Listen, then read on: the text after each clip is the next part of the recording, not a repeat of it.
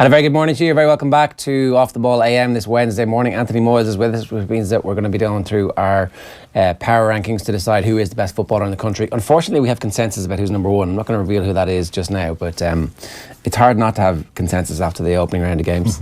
We don't have consensus on who the best young Kerry footballer is because Eoin is protecting his county. Anthony, how are you? He's playing Donegal and Tyrone, of course. We've got to wait and see. Is all I'm saying. We've got to wait and see. There's 32 points isn't enough. We need to, I see Darragh O'Shea in the paper today going, Clare didn't even mark us. You know, they were naive. It's like, oh, maybe you're just brilliant. Well, maybe they were naive, and maybe Kerry were brilliant. Both of these things can be equally true. But I'm going for the Clare naivety angle this morning for sure. You've got a nice suntan, mostly from Navan on Saturday evening. Yeah. I decided to get out from under the stand in Navan on Sunday evening or Saturday evening, and it was a warm evening. Temperatures were hot both on the field and off the field. Physically and metaphorically. Yeah, absolutely. So, what do you make of where Meath are now and the aftermath of that? It's gas, you know. Like I've often said this, you know, like I mean, to chat to brothers and different fellas, like Meath supporters are relatively easy to please, you know. Like I mean, some people say, oh, they're a fickle bunch, but they're not actually. They're relatively easy to please if you're a footballer or if you're a football manager, because if you can give them a team that will genuinely give everything, you know, and battle hard and do all the stuff, you know, and go for the ball and all the rest of that stuff, and kind of blood and guts and do everything they can to win the game, they'll be very happy, you know. And at half time, you know, I was up chatting to a few fellas and I could just hear people saying, oh yeah, you know, the pride is kind of restored kind of thing. And I was saying, well, we could have leaked 4 goals in the first half, and then at the end of full time it was absolutely restored, you know. People were kind of, you know, saying, yeah, they could have won it and and it was great, and, you know, fair enough. And even at the end, when they kind of wilted away in that first 5 or 6 minutes of the first period of extra time, but the way they kept at it, people were happy, you know. So from that sense, it's a good place, because I think the feeling is with the under-20s who were going pretty well, the 17s who were going pretty well, and things coming through that, you know, things are on the up and up. Some players stood up who you know, who probably it was time that they did. Killian O'Sullivan had a very good game. Some other fellas had a very, very good game who have only been coming into the panel recently. So yeah, I think things are positive. I think the one thing that probably, you know, certainly a supporter of Meath, they want to see kind of teams that are going for it and they don't want to see this idea of, you know, going across the pitch. You can even hear the crowd in Meath, and that's always been a kind of a thing that I've said, that people need to get a bit more patience. Football has changed, and I think they have. They realise it's not just about kicking the ball in long, but they want to see forward momentum. And when you, I suppose that's a kind of an analogy for the team, and I think they see that now, that there is forward momentum, things are pushing on. They could have beaten Tyrone. Our Tyrone, you know, top 3 or 4. Tyrone were pretty sloppy, you know, to be honest myself. Yeah. Except if they get to the Super 8s, they'll be grand, because you know that they'll be hard to beat in Tyrone, and if they get a good draw, if they're the you know, if they're thereabouts with the second best team in their group, they have a really good chance of qualifying for the semis, and they'll probably improve for those games. Yeah, they probably will. And he has a decent panel, you know. Like I mean, you put Petey Hart back in there, and you put a few others that were missing on Saturday night, and then it all of a sudden strengthens it, you know. Like they take some of those goal chances, like correct, absolutely. No, there was no doubt about it. The first half, they were. I wouldn't say they were miles ahead, but there was a little bit of naivety in the Meath midfield with tracking runners, and they kind of went down through the middle, and that was partly because Keoghan had come out of 6 for Meath. He was marking Matty Donnelly, so there was a new guy in, well, not a new guy, but a relatively new fella in at 6 who I just don't think manned it as well. So Tyrone took advantage of that down through the middle, and they could have had 3 or 4 goals, and that was a kind of a hallmark of what they were doing anyway during the league. Remember Donegal, they were going straight down the middle in the league. So but second half they were poor for a team that were 4 points ahead. They never looked like they were going to push on, and they were relying. Their forward line wasn't firing at all, really. Bar McCalliskey, Ron O'Neill had a little bit of spark, but they just needed something else. Matty Donnelly, when he went into a kind of a holding role, was very calming influence on them. But they will improve, absolutely they will improve. And they still are a big physical team with you know, some classy players. I tell you, if they could get a really if they could get a top forward, like, I mean, I know this is, but if they had a McBrearty in there. Yeah. It's key, isn't it? Oh, it's just vital. If you just have that added little bit. The tag team that has been out on Sean Cavan ever since he opened his mouth about Tyrone not being able to develop forwards has been pretty interesting, but maybe he's right. Like, maybe the style of play that they have doesn't allow a forward the time and the confidence to develop and evolve into, you know, those great forwards tend to be decent as a young player and then have a period of difficulty where they adjust to what life is like being double and triple marked, and then re-emerge at 23, 24 and go, I'm ready for this now. Like, even McBrearty is around a long time, but it's only now that we're kind of saying, oh, he's actually a top quality footballer. Like, I think with McBrearty, I think there was just such outrageous levels of talent that he was going to emerge at some point anyway. I'm not sure that Tyrone have that peak with any of these young players. That being said, I completely agree that they have underachieved this kind of cohort of forwards. It might be the system, it might be kind of maybe the style of play and also that doesn't allow them to have any sort of free-flowing kind of like, I don't know, shooting the lights out instances in the Ulster Championship, which can be a problem, which you would often get if you're a young Dublin or a young Kerry or a young Mayo forward. But you do look at the likes of Conor McCalliskey, and looking at Jim McGuinness in the Irish Times yesterday, kind of really kind of speaking this guy up, which I hadn't realised how highly thought of this guy is until I read Jim McGuinness's column yesterday. And you wouldn't think it when you watch him. You can obviously see these moments of magic, but those moments are few and far between. It's the same with the likes of Darren McCurry. You look at somebody like Lee Brennan and you start to wonder, like, is he going to also plateau in a similarly disappointing fashion? And that may be too harsh on Tyrone's forwards, but ultimately this is a county that's come from the peak of 2008, and that's where these forwards should be aiming for. And there was no suggestion that the likes of McCalliskey, McCurry, Lee Brennan, and I'm not writing off Lee Brennan just yet, wouldn't be able to make it up to that level. But that's certainly the evidence we've got in front of us now that they aren't going to reach that level. Yeah, it's you know, I've been hearing this debate the last kind of couple of weeks, and you boys were chatting about it, and I think a lot of it actually has to do with the system that you play. You know, if you're living off as a forward, let's say, possession-wise, you know, you're not getting a regular supply of ball, or there's just not that kind of impetus for you to come out and, you know, be able to come out in a loop, and you're very much in a defined role on the inside forward line, and it's a kind of a thing of, listen, we will get the ball to you. It just might take some time, but we will get it there. And if you get it, you're more than likely going to be in a crowd of players. Yeah. So it's going to be a snap decision from you, or you draw a couple of players and you're flicking a hand pass back out. So a lot of time, like, to be fair, Brennan was very, very good in the league, obviously. It was disappointed he didn't play, because I would have loved to have seen him kind of up close.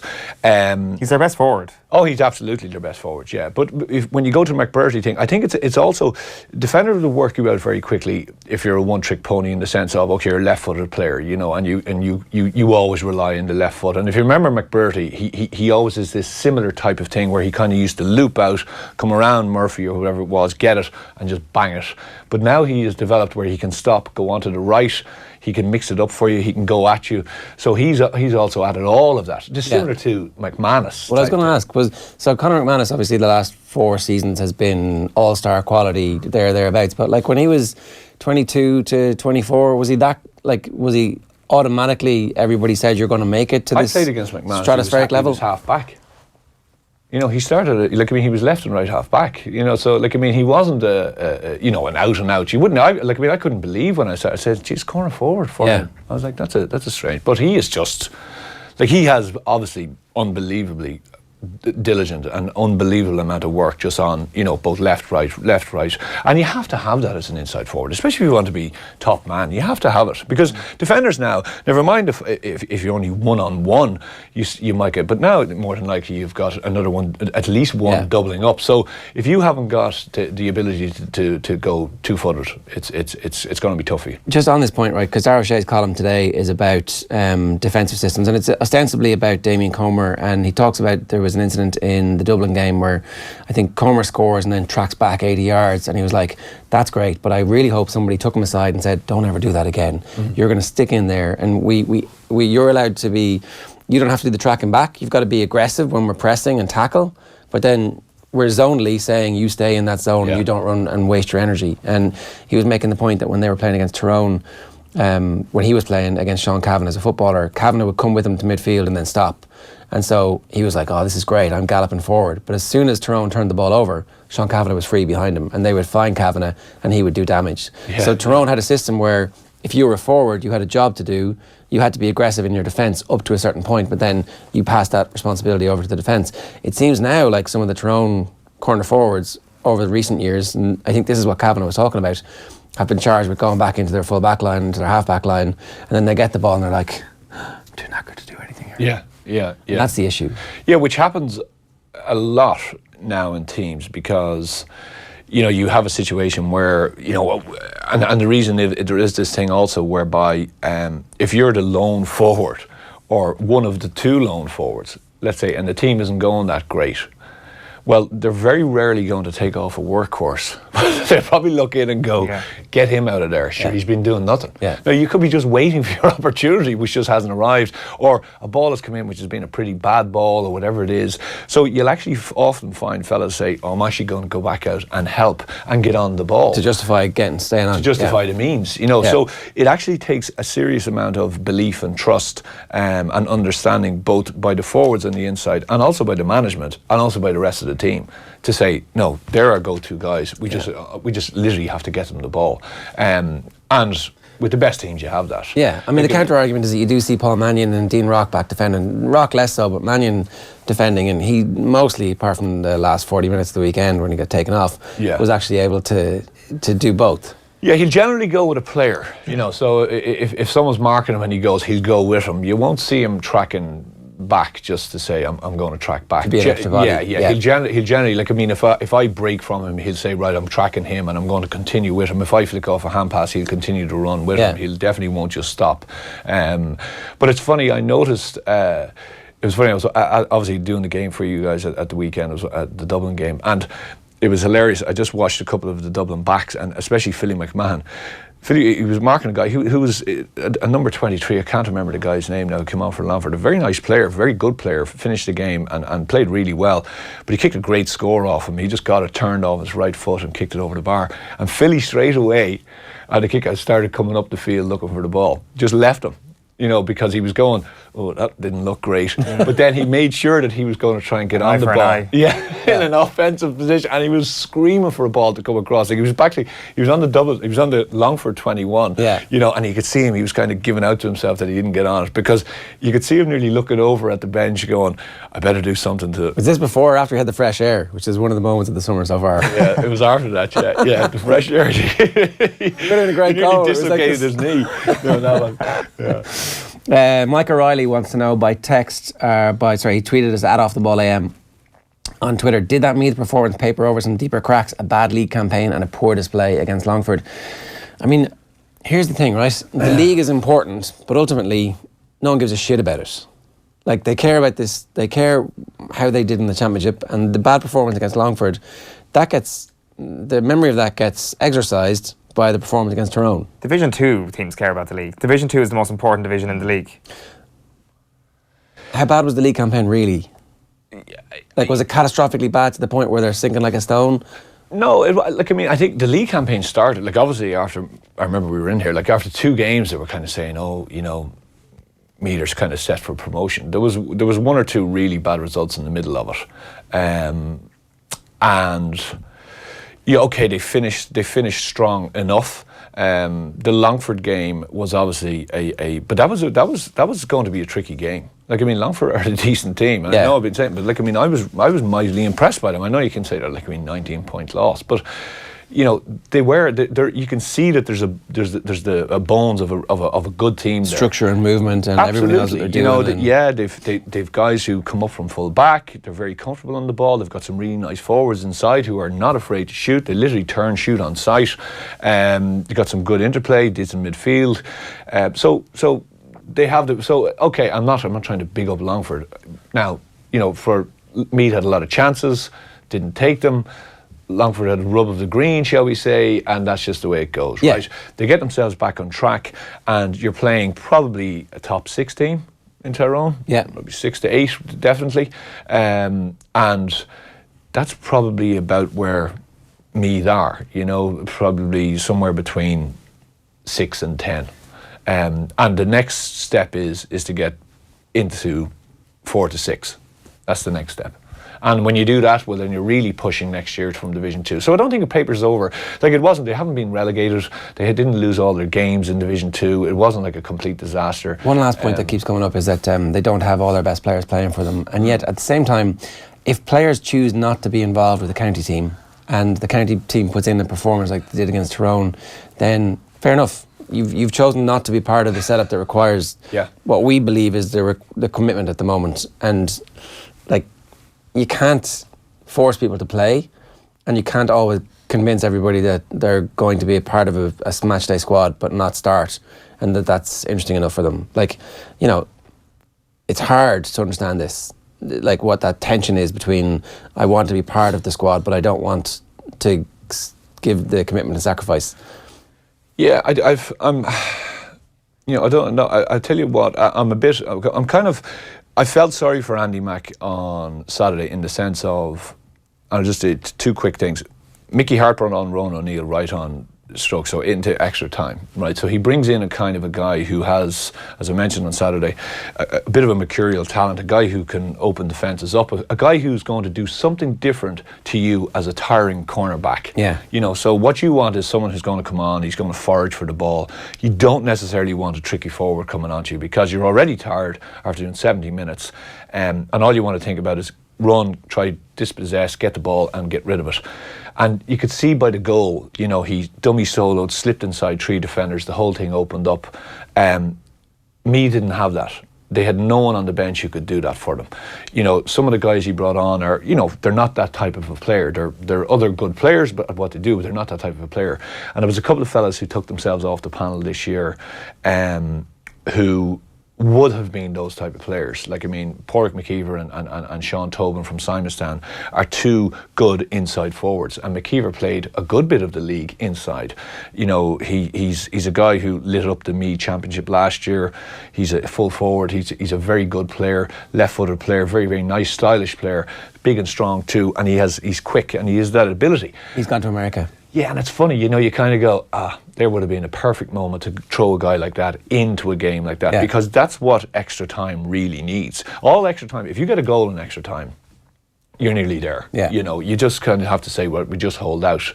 Because, you know, how many chances? 3 to 4 chances you're probably going to make when you're tiring like that. So if you can manage to do that, and that's what Tyrone did, they managed just to get it, hold out. So I felt a bit sorry. And is it a situation where, yeah, some guys pulled themselves off a panel, but I have to say, I think if they had those extra few guys who are within the county, so maybe they come back now because they've seen what the story is. You hope. That's the hope, right? Well, that is a hope, but there must be something else going on there. There must be something deeper going on there that I'm just not aware of. But, you know, there was, like, Simonstown are the champions for the last 2 years. They only had one member, the guy Gallagher, who actually had his debut, who played really well on Saturday night. But they had 3 others who were previously on it, and they're not on it. Right. So you're not going to go too far when you can't get your best players on the squad. Well, anyway, look, that's pretty much us done talking about Meath for the year because they're out. There's loads more to talk about, it turns out, including our power rankings. So this morning we're looking for you to send us your top 3 footballers in the country. You can tweet us at Off The Ball AM, or you can leave it in the comments. We're on youtube.com/Off The Ball, or we're also, of course, on facebook.com/Off The Ball, and we're keeping an eye on all those comments. That's why the phone is out. It's not just that we're addicted to our phones here.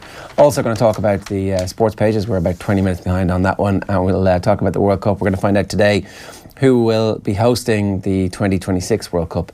We're probably going to find out in the next hour or so. We'll keep you up to date on that one. Time for the papers. OTB AM.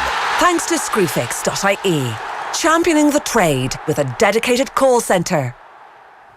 Now, I'm going to take you through the newspapers this morning. I'm going to start with the broadsheets, and the Irish Times is leading with the brilliant story here that Sepp Blatter is going to the World Cup. He does not give one shit about the fact that he is persona non grata, banned from all footballing activities.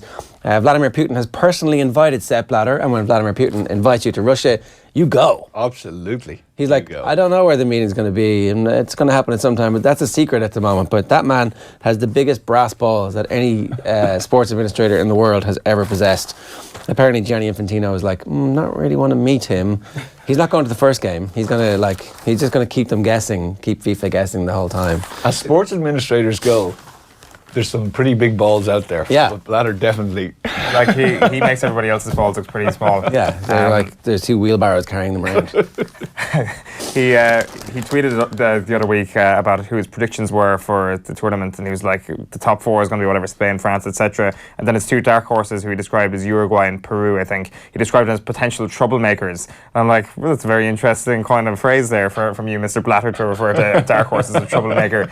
But yeah, it'll be interesting to see where he does pop up. Just keeping them guessing is definitely a way to go. Yeah. Then that Darragh O'Shea column well worth a read today about the importance of giving forwards the freedom to express themselves.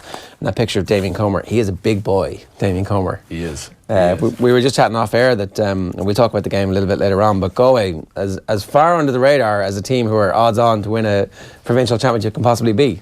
It's perfect. It's absolutely perfect. The way they managed to beat Mayo, like Kevin Walsh couldn't have planned this any better. A relatively average performance, or sorry, a perceived average performance is exactly what they need, and a win, and that's exactly what they got, and nobody's talking about them anymore. Like, if you really it was about 6 months ago, though. It does feel like it was about 6 months ago when it was made of 13th. Yeah, and so the game in between, no one gave a shit about, because again, it was like it was too easy for them. It's almost like it does. It does seem, and that's the thing with the Connacht Championship. You're kind of going, who exactly played in the first round? You are, but it is exactly right. I remember thinking at the time, if Galway lost, where would that put them? But I tell you, it was just going to be a bit of a kick up the arse to them, cause especially after the league campaign, they might just, Welsh should kind of use it as, okay, now we need to regroup, and you're not that far ahead of yourselves. But literally a small 1 or 2 point win, perfect. In a bit of a turgid affair, it's set up absolutely ideal. Yeah, and then like a pipe cleaning the next day against Sligo, exactly, which no one's kind of paid any attention to at all. Yeah. Well, that was just expected. And because the games aren't on TV, I think the games aren't on TV. People are like, okay, you see 5 minutes highlights, like, and also the highlights packages, not really giving you a sense of actually what happened. It's like score. How did they get the ball? What happened there? What was that red card for? You wouldn't get it from the Sunday game. Right, all on the table. This is the Examiner's lead. This is the story that Cork City have made a big money signing, and what we like about this is that Damian Delaney was congratulated by Roma. Will we get to this now? Yeah, we'll get to this now. So Damian Delaney, Roma tweeted, "Congratulations on an amazing career with Crystal Palace." And we're like, wow, what's the story with this? Damian Delaney, Roma, was there a link there? Were they in for him? Did he pick Cork City over the Eternal City? And then underneath the comments, it's like, it's because he saved the life of the child of a Roma director recently. Well, this guy's an absolute complete legend hero. Not true. He's given interviews like, I have no idea. I don't know. It's definitely not that. It's just not true. It's the strangest sports story that we've had all year. This Roma tweet. I'm not sure if we already brought it up on screen or not, but it's just like, who is the person sitting down in their office in Roma and is like, that obscure defender has retired from Crystal Palace. Let's wish him well, and let's just confuse the entire continent. Let's have them scratching their chins there, trying to work this thing out. What is the link? We need to get somebody on from the Roma press office to explain this to us, because Damian Delaney has absolutely no clue why Roma have wished him well. Yeah. You could have ran with it for a while, couldn't you? Yeah, it's like, it was the Heimlich maneuver, Yeah. Nobody else could do it, but my background is... I've training in this. Yeah. It's a brilliant signing for Cork City, and it's like, it's good to see the flow of top quality people coming back from England. 34, 33, 34. So I looked that up for you. But he was still, was he captain last year of Crystal Palace, or he was definitely regular every game, wasn't he? Yeah, and so they kept signing players, and he would keep kind of winning his place back. So. Yeah, he's, it's actually a very good sign for the League of Ireland if they can, start to manage that. For sure, yeah. You're not going to be able to find his age there, Ger, I don't think. There it is there. Grazie, Damien. From Roma. 2, 3. The thing is, the graphic as well. Somebody's gone to the trouble of actually creating a graphic. Oh, right. I hadn't seen the follow-up tweet that he signed for Cork City. It's incredible. It's absolutely incredible. Like, what is going on here?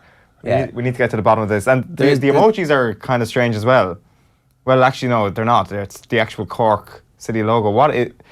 It's absolutely astonishing. Does somebody have the Twitter account password for Roma? Who's a Cork fan? Yeah, and it's just like, one day I'll get my revenge, one day I'll use this. Yeah. And now they're just sitting back laughing behind the curtain. We have a video here as well, have a look. Can you explain the Roma link? I genuinely can't, but people seem to be getting good mileage out of it, to be honest. I don't know. I haven't spoken to anyone. I'm not big on the whole social media thing. It's just people text me saying it's going on, and I'm not 100% sure what it is, but I know there's something there. But it's quite humorous, to be honest. So there's no actual story to it? No, there's no story. It's definitely not the one that was going around with me saving someone or something like that. No, that's really not true. But I appreciate Roma for their efforts, really. Maybe the guy that runs the account is possibly a Palace fan, or I don't know. I genuinely don't know. That's the only link I could possibly. Yeah, so the plot thickens, right? Because after the comments, Roma's English account tweeted to its 250,000 followers, "Nothing but respect for a true gentleman and ultimate professional." And then he told us at the hotel he didn't want any publicity for his heroic actions. He was just doing what anyone would have done in that situation, and for this reason, we will respect his wishes. Oh, so they've doubled down. I mean, unless it's just Absolutely. a case of mistaken identity, and there's a doppelganger for Damian Delaney wandering around saving some other children's Damian lives. Delaney guy who was there on holidays, just absolutely spitting now, going, "Come on!" What do I have to do? It's not that Thomas Delaney player from Denmark, I wonder, is it? That they just thought there could only be one Delaney and one Delaney only who played professional stolen. football. Right, after the Irish Time, Independent, the Indo, McGrath to resist calls to stay on with Daisha. This is an exclusive from Michael Verney. And then Farrell looking for a bit of attitude and fight from Angry Ireland. Spain shocked as manager agrees to take Real reign. We'll talk about all those stories a little bit later on. And then Ireland's Louise Quinn was the picture on the back there, obviously. Having broken her nose but wearing a protective mask. Ireland beaten 1-0 yesterday in Stavanger in Norway. Derek McGrath, the decision to leave, it looked like it was preordained from the start of the season. Just the amount of effort and time that he would put in, the leave that he would take from his day job to make sure that he had all the I's dotted and T's crossed. You could see that it was taking that personal toll on him, and yet you really want him to give it one more year to kind of have a full deck for everybody fit to deal with, but it looks like it's not going to be. I think it's just, the bigger question is the whole Intercounty manager, what's involved now, what's at stake, the time and effort that's being put into it. It's anyone I think who goes over 3 years as an Intercounty manager either is completely retired from their own job, is financially independent and has just plenty of time in their hands. If you are, somewhere between 35 and 55 and you're also trying to hold down a day job, it's 2-3 years max. It's just grueling. It's grueling. It's and I know we all know about this, but it honestly, I'd say the amount of time that those guys, and especially he, I could see, I met him once or twice, and he's a real type of man-manager type of guy. I'd say he spends so much time talking to everybody, talking to the guys who are from number 16 to 30 on the panel. Remember Horan speaking about that, taking time, see where they are, and probably getting involved. And you end up, unless your backroom team is enormous. Yeah. But even at that, you don't want to delegate away too much stuff. You need to have that kind of personal touch, because a player would expect that. And if you start the template of that, you can't then just stop it, in year two. So if I'm all kind of, making sure the players, and then in year two I say, actually, I'm pushing it on to someone else. Yeah, it's they don't love me anymore. Why did you do that? Yeah. So he's the type of fella who I'd say he kind of had to do that from year one. You could definitely see that kind of thing being involved with the team. And I'd say it's been very, very tough decision. It must be difficult though if you get kind of a thrill out of the whole kind of massive nature of an intercounty management setup, that you're like, I love the kind of borderline professionalism of it, the kind of really delving into the players' minds, into statistics and all that sort of stuff, and it really feels like a borderline professional setup. And then to have to step away from that because of the necessity of life, because you have to go back to the day job eventually, because you have got a family to look after. It's a real kind of thing you've got to toss up between each other. And I wonder, does it leave us leaning more towards the idea that, maybe we should just front up and say intercounty managers can get paid for what they do? I absolutely think so. I think it is coming, and I think it has to come, because it is a full-time job. It is it's a full-time job, and you speak with guys who are involved, or fellas who have been involved, and if you're being serious about it, from an organisation's point of view, you want the best fellas doing, and you don't want a situation where guys are under major pressure, which some fellas are. Like, I mean, and obviously he is, and you can see other fellas when they come out there, you know, the relief of kind of jumping away from it because the pressure is so much. But it's not only the pressure of the games and stuff like that. I'd say that's nearly the enjoyable part. It's the pressure of everything around that. Have I got all the boxes ticked? And, you know, if Kildare are doing something, well, maybe I need to also do that. And so everyone is always trying to replicate each other, which only starts adding on more.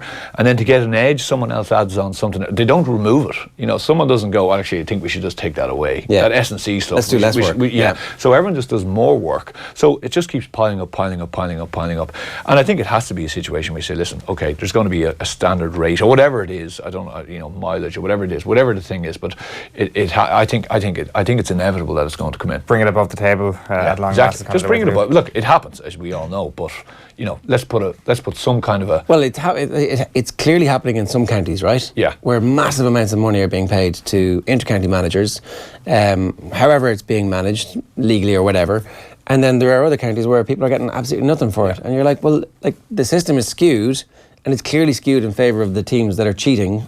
Maria, because that's what the rules are and breaking the rules. Like, but we can't acknowledge this, because if we do, we're living in the real world, and if we live in the real world, well, then we'll have to address the problems. We'll move on to the back page of the Herald this morning. Keeney set to stay on. This is another story about somebody who might depart an intercounty setup. Veteran keen to progress with Gilroy's Dubs project. He's 35 years old now, but the Dublin manager said it's a 35-year-old who obviously resurrected his Dublin hurling career this season, has already outlined his eagerness to be part of his reconstruction of the team in 2019. So good news there for the Dubs, I think, to have him around for one more year, and it probably will be a one more year kind of scenario for Conal Keeney. On the back page of the Sun this morning, it's "My lips are sealed. Griezmann's silent on club future." This is Antoine Griezmann, who says he has his mind made up about what football club he's going to be playing for next season, but he's not going to reveal who that football club is just yet, not until after the World Cup. You've also got Norway 1, Ireland 0, Prem get Real lift, and that's obviously the new Real Madrid boss, Julian Lopetegui. And of course, injury fear for Marcus Rashford. Marcus Rashford and the England camp have touched down in Russia, and it seems that the Manchester United forward is going to be an injury doubt for their first game, which is coming up next week. This is now Tab of the Morning to you on the back page of the Irish Daily Star. Mayo for Sam. Pope's Knock visit to play havoc with club fixtures. So the Pope is obviously going to Knock some stage later on this summer, and it looks to delay the second round of the Mayo GAA Club Football Championships. So around 800 senior and intermediate club players in the county were due to be in action on that weekend, 4 months after their first round games. However, it was obviously confirmed on Monday that Pope Francis will visit Knock on the Sunday, August 26th. 50,000 people are going to travel to Mayo for that, and the security arrangements mean that no GAA games will be allowed to go ahead, because I presume all the GAA stewards are the ones that the Catholic Church is like, I want those stewards, they're the best stewards in the country. The best bibs, they know exactly what to do. They do have the best bibs. No Palestinian flags. Nothing like a 4-month break in between championship matches. On the back page of the Mirror, it's Jeepers Keepers. United on red alert as new Real boss and ex-goalie Lopetegui targets De Gea move. Of course, Lopetegui working closely with David De Gea at the moment for the World Cup, can probably whisper into his ear if he wants him to come over to Real Madrid for him. And you've also got Rebels to give Colin a chance there. That's Pat Nolan's story here as well on the back of the Daily Mirror. Cork boss Ronan McCarthy saying he's giving Colin O'Neill every chance to play in the Munster final against Kerry, which is on June 23rd. Yes, he is. On the back of the Guardian, it is "Welcome to Russia. Rashford injury scare as England reach training base." And I presume it's the same story. Yes, it is. Same picture indeed on the front page of the Daily Telegraph. Injury scare for Rashford. Fears over United striker as England check in to Russian World Cup base. It's a obviously big story from an England perspective, but if they can't beat Tunisia, then without Marcus Rashford in there, in a small bit of trouble. I know. I mean, who are we in Ireland to look down our noses at the Tunisian football team who qualified for the World Cup? Well, I pulled them out yesterday in my family World Cup, and I said, because I've been saying to myself, there's been very little about them this year. And you know, all the talk of England or Tunisia? England. Okay, I was like, are you going to... Yeah, that's not good. But I'm seeing it as a sign. I'm going to put a few. What price are they? What, 25? England? Yeah. They're closer than that. They're about 13, 14 to 1, I think. Are they? I think so, That's yeah. ridiculous. Are they? Yeah. Belgium 25? Are Belgium 25? Well, Belgium are 25. England are outside Belgium. The next one's out. Okay, let me just look this up here. With I'm pretty sure England are I'll get in the Buzz teens. Sports odds They're up not there. bad, but it's not a bad team. Like, I mean, what I like about it is they're under the radar, shall we say? Okay, maybe here, but there's not the usual bluff that's been happening, in all the other years. Look, I mean, they're young. How England are going to win the World Cup? Those stories that you see. This kind of stuff. Yeah. So, and I think there's the expectation levels. I'd say even I don't know, but from what I'm seeing in the UK is pretty low. Southgate seems to have done a very good job, as in keeping a lid on personalities and everything else. And I think Southgate's a really good manager. Like, I think for this job anyway. Yeah. I think he suits it perfectly. So, they've got some seriously good talent there. I would be delighted if they won the World Cup. We justify us watching Stoke versus Burnley on a Tuesday night on Sky. Like, look, we're watching some players who might at some point win a World Cup here. I actually noticed something else today in The Sun while you bring up that idea, because I personally think that the Raheem Sterling thing has been this opportunity for the squad to become galvanised a little bit more, and Gareth Southgate's done that very well. The Sun have done a 2-page splash on Harry Kane today. And you'll never guess whether or not they kind of approach this in a positive or a negative way. Captain Sensible is what they call him. No booze, no tattoos, hard-working, reliable, and devoted to his childhood sweetheart. This bloke is too good to be true. Mr. Normal bidding for England World Cup glory. Captain Sensible, Harry Kane. Yeah. Oh, talking about just waiting for the fall. Right in the middle of the paper. Why didn't they put that on the front? Yeah, so I'm completely wrong, obviously. Belgium are 11-1 with Boyles. England are 16-1. 16. I think maybe in America, maybe that's where I was hearing those odds earlier, like a couple of months back. Portugal 25, Croatia 33, Uruguay 28, Colombia 40, and then after that it's like Russia 50, Poland 50. Russia at 50s, geez, that's... may as well just throw your money down the toilet straight away. I presume it's fixed for them to reach the quarterfinals, right? Absolutely. I reckon there's something going on. If they make the quarterfinals, it will be an absolute scandal. It'll be a full-blown scandal. There's no question about it. I mean, they will have to have... Are they that bad? They're absolutely terrible. It's probably the worst Russian team that they've ever sent to a World Cup. How did they do in the Winter Olympics that were held in Sochi in Russia? How did they do? Did they top the medals table? It's kind of a little bit more of an indigenous sport, isn't it? Winter sports. But when I say it's the worst team that they've ever sent to a World Cup, they haven't sent many, obviously, since the dissolution of the USSR.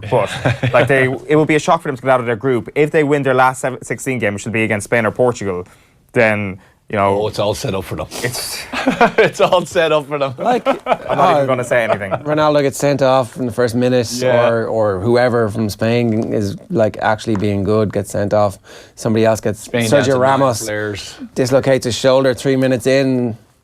Well, that would be karma, wouldn't it? It'd be nothing else, just pure old-fashioned karma. The Moscow Times, aging and inexperience, why Russia is doomed to fail. Well, that's managing expectations, all right, in the Moscow Times this morning. That's the front page from them. So, yeah, I mean, obviously they have a pretty crappy team. Destined for defeat, critics say the squad is drawn from the worst generation in the history of Russian football. They obviously didn't do very well when they jointly held the Euros with Ukraine either, did they? It was Poland. There you go, that's why they didn't do well. Yeah, that's well, they were in that competition. They were in that competition. They did okay. Obviously, they were not going to be jointly holding anything with Ukraine. Ascot acts to keep out drugs and rowdies. This is Ascot, Royal Ascot. They're going to have sniffer dogs, breathalyzer tests at the gate on the way in, because apparently people have been getting coked off their tits and going racing in the UK and starting fights. Like, what the hell? I don't think it's been there's been a few clips of, let's just say, punters who've been enjoying themselves a bit hot and heavy. I think the next thing would be at the old boxing matches. No, it's fairly too late for that. Yeah, way too late for that. You want to have more than sniffer dogs at that, I think. Yeah, on a completely unrelated note, there is the other sports story which we're going to be keeping an eye on over the next 24 hours, and it is Conor McGregor's hearing in New York. Big Mac and flies, I just forgot to mention this earlier on, that's going to be on the front of the Sun this morning. McGregor jets out for New York court fight. That's Keane Cowley, of course, the other guy up before a judge. It seems like they're not going to be sent to jail. In fact, I'm going to make a very big prediction here. They are not going to be sent to jail. Community service, I predict some level of community service where he gets to go into the inner city and teach some kids how to do a proper Brazilian jiu-jitsu roll, and it's like, that's it. That's it. Done. And then go home, please. The fight with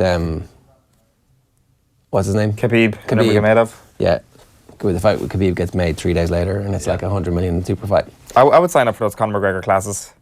If I can be one of those inner city kids that he can come and teach how to throw a hand chuck at something, I That's would him definitely sign from up. the aftermath there. Congrats, Cian Kelly, from the cells to the stadiums. Not a scratch. They done nothing. Jet leaves Tuesday, my brother. Have a good one. #animal. So that was Cian Kelly winning in Belfast.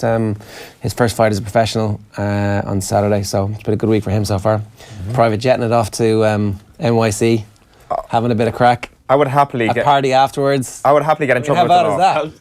Easily. I'd like that's completely worth whatever is coming his way just to get a private jet. Like I would definitely get in trouble with the law just to get myself onto a private jet. No question about it. Here's the best response to the McGregor tweet. People with small heads. She got small head. Where they just shrink the heads. And I mean, it's kind of perfect. Right. No Donegal media were allowed into the Fermanagh GAA press conference today. One Fermanagh publication has a sister paper in Donegal too. One Fermanagh-based freelancer was told that he wouldn't be welcome if he was filing copy to the Donegal media. That's from Chris McNulty. That's mental. Like, what? What? Come on. Well, that's typical, I have to say. Gallagher is a bit of a master at this kind of stuff.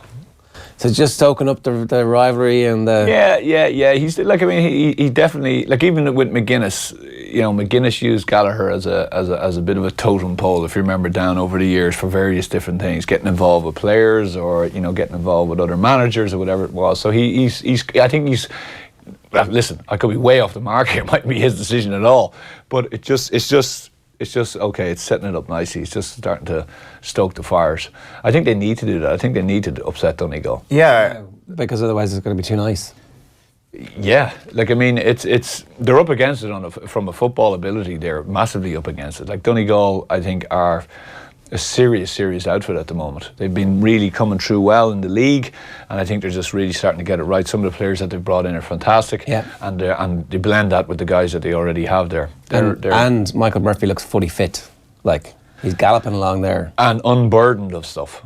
You know, there's a difference when you're being asked to plug from 2 to 15. That kind of can wear you out mentally and physically. But when you're just told 14, 11, or whatever it is, that's you. Thank you very much. Kick-outs. You're like, oh yeah, I'll have that. Yeah. We'll get to that in a minute, because I figured Michael Murphy might be in some of our power ranking top 10s. If you want to send us in your top 10s, then now would be a good time to do them. Or top 3 even would probably be better. I just want to bring in one final back page. This is the Irish News. 2 good stories here.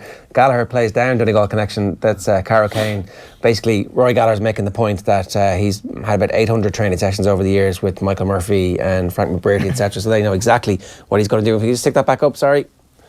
The bottom story on that one, the Irish News, was Tyrone lodge objection to result of brawl hit semi-final. Now, this is one of the most talked about under 20 matches that there has ever been. Tyrone get beaten after a second period of extra time in it by an Armagh team that were massive underdogs in that, after an absolute all-out brawl, which footage has emerged that has genuinely disgusted most people. And rather than kind of, okay, we're really sorry about our part in this, Tyrone are appealing the result because the referees made a mistake. There were 4 players sent off at the end of extra time, and then they were allowed to come back on, or not allowed, they weren't, but they were allowed to refill those positions for the second period of extra time. But technically, under the rule book, that's actually the same period of extra time, so you're not allowed to refill. So technically, Tyrone are within their rights to appeal this, but what a dick move it is to appeal this, to try and bring this back in and go, oh, actually, we want to get back into this. Both teams should really be fecked out of that championship and not allowed to play next year as well. Yeah, it's a strange one, but it often is one of those things whereby, you know, someone has taken a hold of this, someone in the county board, and has said, okay, you know, we have a technicality here, let's just try and ram it home.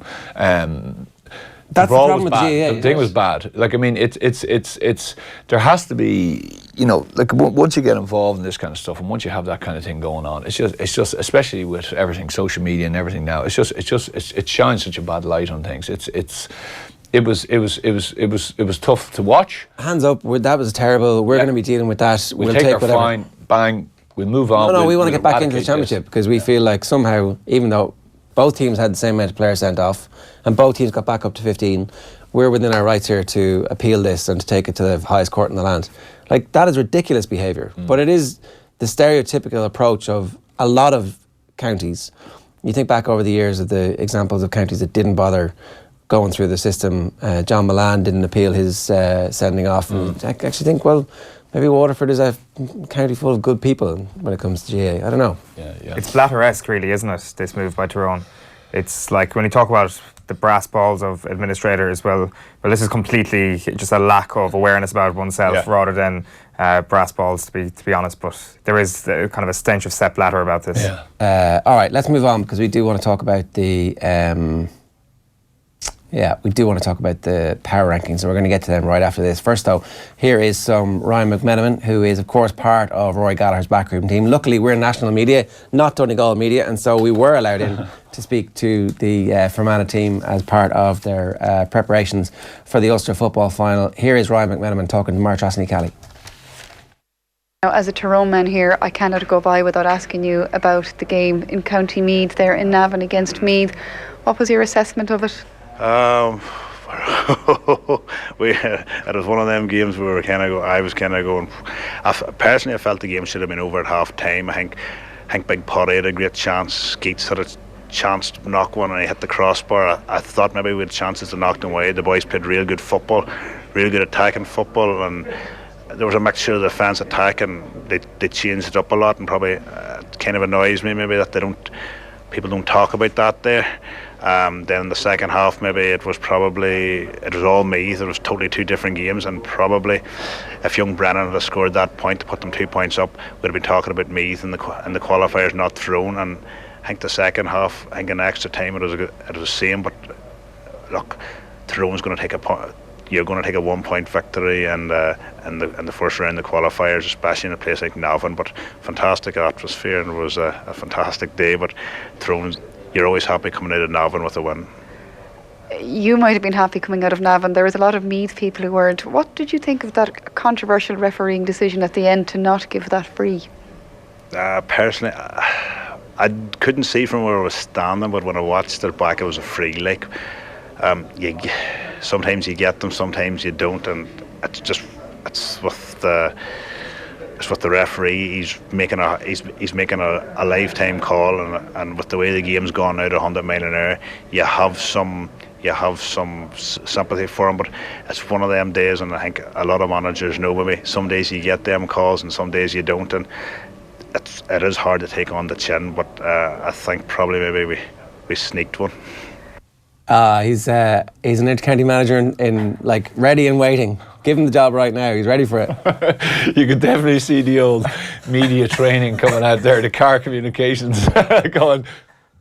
Quote, the training kicks in. Well, I couldn't exactly see it from where I was my standing. view was unsighted right from that position.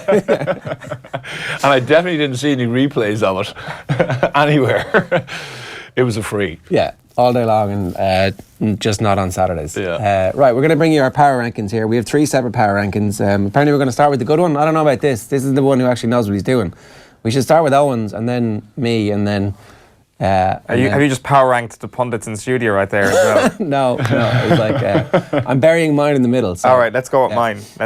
Okay, so here are Owen's top 10. 10, Damian Comer. 9, Michael Murphy. 8, Paul Mannion. 7, James O'Donoghue. 6, Lee Keegan. 5, Kieran Kilkenny. 4, Conor McManus. 3, James McCarthy. 2, Paul Gainey. And 1, Brian Fenton. How many carry men do you have? 2. How many dubs? 1, 2, 3, 4. Only 4 dubs. Yeah. 4, 2. And what? 1 Donegal, 1 Galway, 1 Mayo. one Mayo, and I can't quite believe I've left Paddy McBearty out, to be quite honest. Kind of a bit of an oversight there. Who would he be in instead of? Well, naturally, Damian Comer. I guess I kind of felt the pressure to put somebody from Galway into my top 10, and Comer has got to be that person, because when it comes to just pure footballing talent, somebody you want in your team, then it's got to be Damian Comer, doesn't it? Like, that was... I weighted up that kind of a 3-way tie there between Comer, McBearty, maybe Paul Murphy as well. How are you putting Lee Keegan in? Paul Murphy. At this stage? Yeah, Paul Murphy. Come on, one of the footballers one of the best footballers in the country. He is, and maybe I'm kind of over-egging, trying to kind of quell my Kerry bias a small bit here. I think you are. And maybe it's just cue tourism. I don't know what it is. That's more likely. Yeah. How am I putting Lee... What? Where's Sean O'Shea? Sean O'Shea's not in there. So Why not? Because Sean O'Shea hasn't proven himself to be one of the top 10 footballers in the country yet. What? That's the ultimate cue tourism. Yeah. Are you ghostwriting for Dara? Yes, I am ghostwriting there. He tells great stories. No, Dara writes it all himself. Sean O'Shea has not. You cannot definitively put him in your top 10 footballers in the country right now because there just simply isn't enough evidence. It is completely going out on a limb to say he's one of the top 10 footballers in the country. Power rankings. I mean, you know. Exactly. It's based on the power that they've already shown in a footballing sense. And as a senior footballer, he has not shown to be one of the top 10 footballers, without question. What did the Dublin footballers think of Sean O'Shea when they met him in the league? What did they do to him? I'm not saying they deliberately went out to injure him, but let's just say Sean O'Shea went off very early in that game with an injury. Of course, it wasn't a target or anything like that. It just happened. Sergio Ramos, Mo Salah style. Yeah. Well, you know, we haven't made any comparisons between Sergio Ramos and Dublin footballers at all this week, have we? But let's just say that certain things happen in certain curious circumstances. And I fully believe that Sean O'Shea will become one of the undisputed top 10 footballers in the country. We can't say that for sure yet because we're basing it on a league campaign and we're basing it on an absolute trouncing of a Clare side who naively decided to play football against a Kerry team with sharpshooters everywhere. My honest belief is that he is the answer to Declan O'Sullivan. He's the next Declan O'Sullivan. Oh, and you wouldn't put him in the top 10? What? Come on, he's clearly in the top 10 if that's the case. Not until I'm 100% sure of it. Like, he's lingering in there. He's about 13, 14, 15. How sure are you of it? 90? From what I've seen in the league, I was kind of beaming from ear to ear every Sunday evenings thinking, wow, okay, O'Shea and Clifford are the real deals, both of them. But like that is the league. I mean, Kerry won the league last year, and you could say that the likes of Ronan Shanahan was their best player in the league last year, and he didn't play Minute in Championship. So there is elements of that where simply he's played one championship game, and that's all I'm judging these players on right now. And when it comes to championship form, he's not there. Whereas Lee Keegan, as a former player of the year who is now back fit, who hasn't, from what I've seen, lost too much of his ability as a number one footballer in the country, has to be in your top 10. He absolutely has to be. Let's just have a look. So mine's next. I fear, in retrospect, I've made a few egregious errors here. I've stuck Diarmuid Connolly in at number 10, purely as a talking point. Ryan McHugh, probably, in retrospect, should have been a bit higher up. Conor McManus at 8, Paul Ganey at 7. Sean O'Shea at 6, straight in at number 6. None of this bullshit. Jack McCaffrey's back fit. Cluxton's 4. McCarthy is 3. Michael Murphy's 2. Brian Fenton is 1. I am missing Kieran Kilkenny. That was a mistake. But you'll see that there's a heavy bias towards the Dubs in this. And, well, at this point, I'm willing to talk about Conor McManus after the Fermanagh game, just because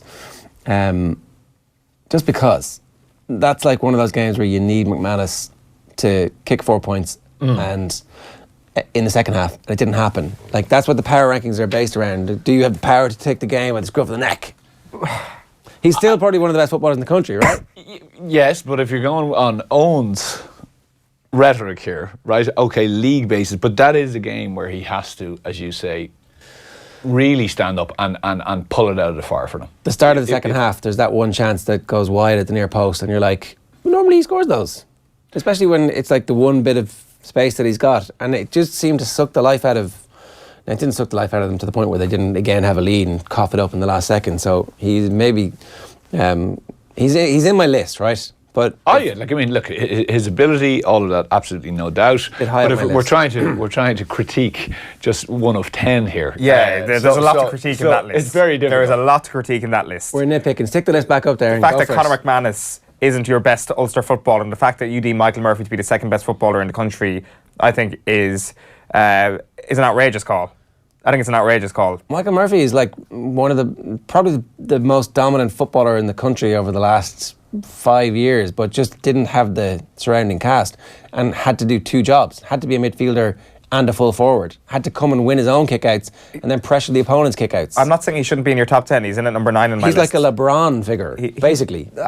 Yes. He's greatest of all time. He's the GOAT. You're saying Michael Murphy is the greatest footballer of all time. Well, in the top 3. Could have of all time. Could be in that conversation if he had anything like a surrounding cast. But like, that is an outrageous shout, is all I'm saying. Like, that is absolutely incredible. Let's stick to the power rankings, right?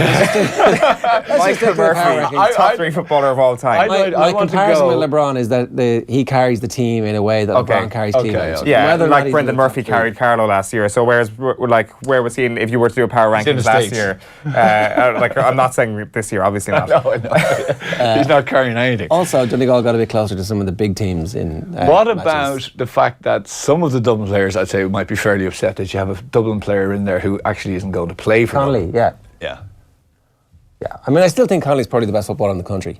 And so I'm really just doing this to remind everybody that he's going to be playing in Boston this year as opposed to playing in Croke Park. And something somewhere along the way got lost. And it's like, come on, let's try and fix this, especially next year when they're going for 5 in a row.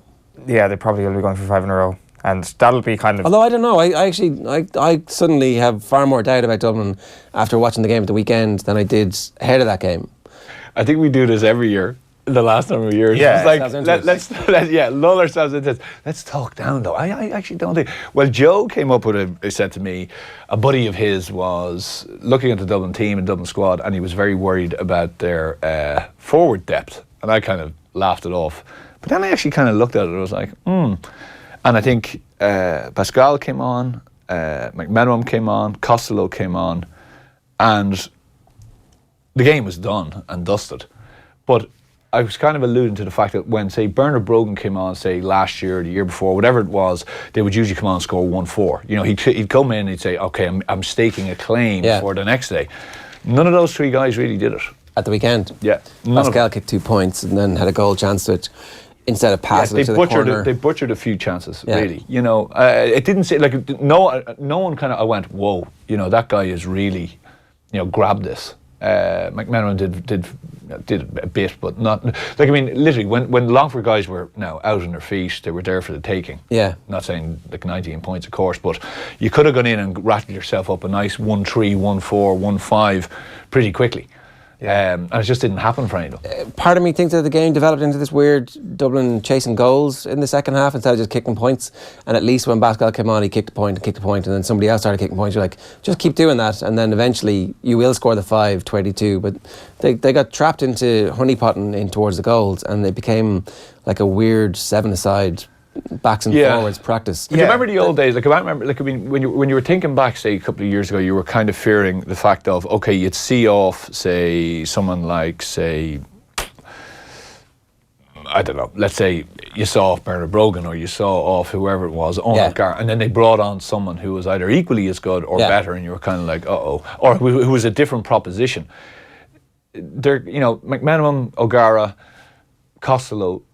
Okay, Pascal is a different proposition, but the 3 of those are kind of been there, done that for now the last number of years. And you're kind of saying, if you're a back and you've already seen off, say, Paddy Andrews or Mannion, and you're kind of going, I'm happy enough now with these. Yeah, it's a good point actually. It's not. There's no parity as we've seen before between we could power rank the Dublin forwards right now, and Jim Gavin will probably sit down and say, yeah, they're probably right with my starting 6 forwards there, or at least with 7 or 8. Whereas, as you say, once you get down to forward number 9, then you start to think, right, that's kind of a drop off there. Here's the thing. They had Diarmuid Connolly to bring off the bench in the All-Ireland final last year. Yeah. They will not have Diarmuid Connolly to bring off the bench point this year. And even if Brogan gets back, he's coming back from a cruciate. It's impossible to come back from a cruciate straight away and be at your best. Like in any sport in the world. Well, once you add Connolly and Brogan into the mix, well then 2 drop out, which could be Paddy Andrews and say, or Paul Mannion, and suddenly your bench is sensational. Yes, and your injuries are going to hit them harder this year if they happen to get any injuries. Previously, it's like, well, fair enough, they could afford to lose 2 or 3 forwards if they had to. But one thing I always thought, I still think Dublin are going to win the All-Ireland, but I thought 2-3 weeks ago that it was going to be almost by default that Kerry wouldn't be up to it, that Mayo wouldn't be up to it, that it's a bit too soon for Donegal as well, and Tyrone are going to fade. Whereas you look at some of the scores that Kerry and Mayo have put up over the last 2 weeks, you look how Donegal are going, and you're like, right, okay, there's going to be no default in this year's championship. This is why, if Donegal win Ulster, the fact that the Donegal game isn't going to be in Donegal or in Clonus or somewhere else is just a bit annoying. It would be brilliant to see Dublin in a massive championship game against a really good team out of Croker. That would be brilliant. It probably will happen. Well, Would be. But it could be against Kildare or like that could, and that'll end up being in Tullamore or somewhere stupid. Yeah, or whoever the bigger of the two teams. Stupid, but that it's a stupid place to have a Kildare Dublin game. It is like not that Kildare are going to make it anyway. Moyles Town. Let's get to them. Yeah, we got sidetracked there by having too many dogs. Oh, I like my font. That's the first thing I'll say about this. Sean O'Shea straight in at number 10. Owen Bon Gallagher at 9. This is for our audio listeners. Stephen Cluxton at 8. Paddy McBrearty at 7. Kevin McLaughlin at 6. First time Kevin McLaughlin makes the list. Paul Ganey at 5. Comer at 4. Ryan McHugh at 3. That's the highest entry for Ryan McHugh. Actually, I agree with it. James McCarthy is at 2 and Brian Fenton's at 1. So, talk us through this one. Oh, okay. Well, I think I'll start with 10. So, unlike my erstwhile cute Hurston here beside me, I think this guy is going to light it up. I think he was... Okay, I'm not going to say he was definitely targeted, but Dublin absolutely. I watched that game. Welcome. Absolutely. Welcome, and this is how it's going to be. John Small marked him for a period of time. I was at the game. He literally just marked him. He didn't go near. Small usually gets involved with the ball coming out from a defensive point of view, is a good link man. No interest. It was man-mark job on him, which is a big... tick for him, shall we say. So it's a tip of the hat to what he can do. And if you watch any of the other league games prior to that, his understanding with Clifford inside and his ability to put... And he's one of those 11s it's a nightmare for a 6 because he brings you into that horrible no man's land where you're getting close to midfield. You can't go too far out with him or else you're pulled completely out and it opens the whole lot up. And neither does he sit too far deep in with you. So he's making you kind of go, oh, do I go with him? Do I stay? Yeah. What do I do? And if you stay, he puts balls, or he just turns and runs right at you and then slips hand passes. So I think he has everything. He's a bit of size, he's got pace, he's got a brilliant eye. And you talk about O'Sullivan, I think absolutely he scores heavily. He could be that and more, as far as I can. He scores heavily, but his range of passing is fantastic. And he gives that pass which is just away from the back, So I think he's definitely in there. A lot of Donegal guys in there because I just think the Donegal guys I think they're really going well. Yeah. Gallagher, I think, is fantastic. Stick the list back up for a start. He's a guy, I think, as well for this year. Now, you might say, okay, has he really done a lot? But I think he's a guy who's reveling in his role. Like, I mean, you look back in the cornerback roles of Donegal over the last some years, there was a lot of bodies in there. So you'd say, well, were they specifically cornerbacks or were they just in a system? Yeah. He's a cornerback, but he's a cornerback who's lightning pace and can get up the field and can cause serious damage. Very comfortable on the ball. Farr McGlynn-esque. Yeah, and probably even a bit better. To be honest with you. Already? A bit more athletic, I mean athletic as in physical build, not speed. He has the same as McGlynn would have. Cluxton, I think, has to stay in there because just his ability as a, as that pivotal role in the Dublin team. Be interesting to see if how much time he misses, what the story with that is, and if that does lead to just a little bit of doubt. I mean, because there have been periods in the last couple of seasons where he's had a 10-minute wobble and Dublin have conceded 2 goals. And you're like, well, this guy's very important. Yeah. Even the doubt comes in is the fact of that if he does go or if he's injured, if Comerford does one thing wrong, people are just going to be jumping on it. Yeah. They'll be going, Cluxton wouldn't have done that. So the pressure on that lad as a 20-year-old, and he looks about 12, right, is going to be immense. With no experience playing with the Dublin seniors. Absolutely. No experience. And now you're thrown in your first game starting, if Cluxton is out for a period of time, is a Leinster final. Now, granted, it's a Leinster final against Laois, and no disrespect to Laois. It's not exactly an All-Ireland semi-final against Kerry, Mayo, Donegal. Yeah. But still, it's fairly pressure cooker as opposed to the way Cluxton was able to build up his experience throughout the league when he first started in a Dublin jersey. And again, with no expectation on him. Like, I mean, you're coming in after, probably the greatest goalkeeper that Dublin have had, kind of John O'Leary type thing. The sport has had? Probably. Like, really? Yeah. That's that. And, never mind the fact that you're playing in front of the hill. We used to always kind of try to focus on getting the Dublin players that you'd obviously silence the hill and then that the hill would actually become a pressure on them rather than on us. And if you're a 20-year-old standing there in between the sticks and you've let a howler in or you just can't get your kickouts going and there's a full court press on and you've got the hill behind you mumbling and groaning and a few lads letting out roars and shouts, I'm telling you that is going to be a lonely place to be. Yeah, Jim McGuinness' column this week was talking about how you actually put that pressure on the kickouts and it's zonal, it's a 3-3-3 system. Basically you just make sure that you've covered those 9 quadrants and you want to have a fairly big out boot on you to get past that. So Well, I think Dublin were actually doing, when they really killed Longford to start, they actually did a 4-3-3. They put 4 across the top, so they allow nothing even short. more. Yeah. So who else did I have? Just back up, please. I'm trying to go on memory now. Seven McBurty's flying. McLaughlin is in there because I just think McLaughlin is the heartbeat of that Mayo team. I really do. As much as Keegan is, but Keegan has been injured, so I'm on the fence on will he come back as good as he has been. Whereas McLaughlin is a mainstay. I think McLaughlin's form has dipped a little bit too. I think he has dipped with the general dip in Mayo, but I think if Mayo to do anything at all, he'd be central to it for sure this year. Gainey is fantastic. Comer, I think, is again the heartbeat of the Galway team. Yeah. I think where Dara O'Shea is slightly, not saying he's wrong, but I would argue with him on the point he's making about Moyles slams O'Shea, shocker. I heard it. That's what I heard. Yeah, that's what they're tweeting right at the minute. No, he's that's his game, because he's a guy who will give you absolutely everything until he falls over. Yeah. So he's going to go back 80, and then he's going to come back at you again another 80 yards. He's going to get up and down and up and down and up and down. And I'm not even sure if full forward is Damian Comer's best position. I actually don't think it is. If you look at his purple patch in the Connacht quarter-final against Mayo, when he reeled 2 or 3 points off Chris Barrett, they were out on the left wing, out from about 45 metres, receiving the ball on the 40, turning him, and actually having that space and movement. He can ping the ball over from tight angles from well out the pitch. So I'm not sure that the full forward is his best position. I think that maybe the comparison with Sean Kavanagh in his column is correct today, where he's kind of lurking in the opposition half, but not in the opposition square. So he's in an advanced position to run at the defence. Kind of like the best position for Aidan O'Shea, we've always said, is at 11, but if he's running at speed from 11 and giving the ball into him. Yeah, the American football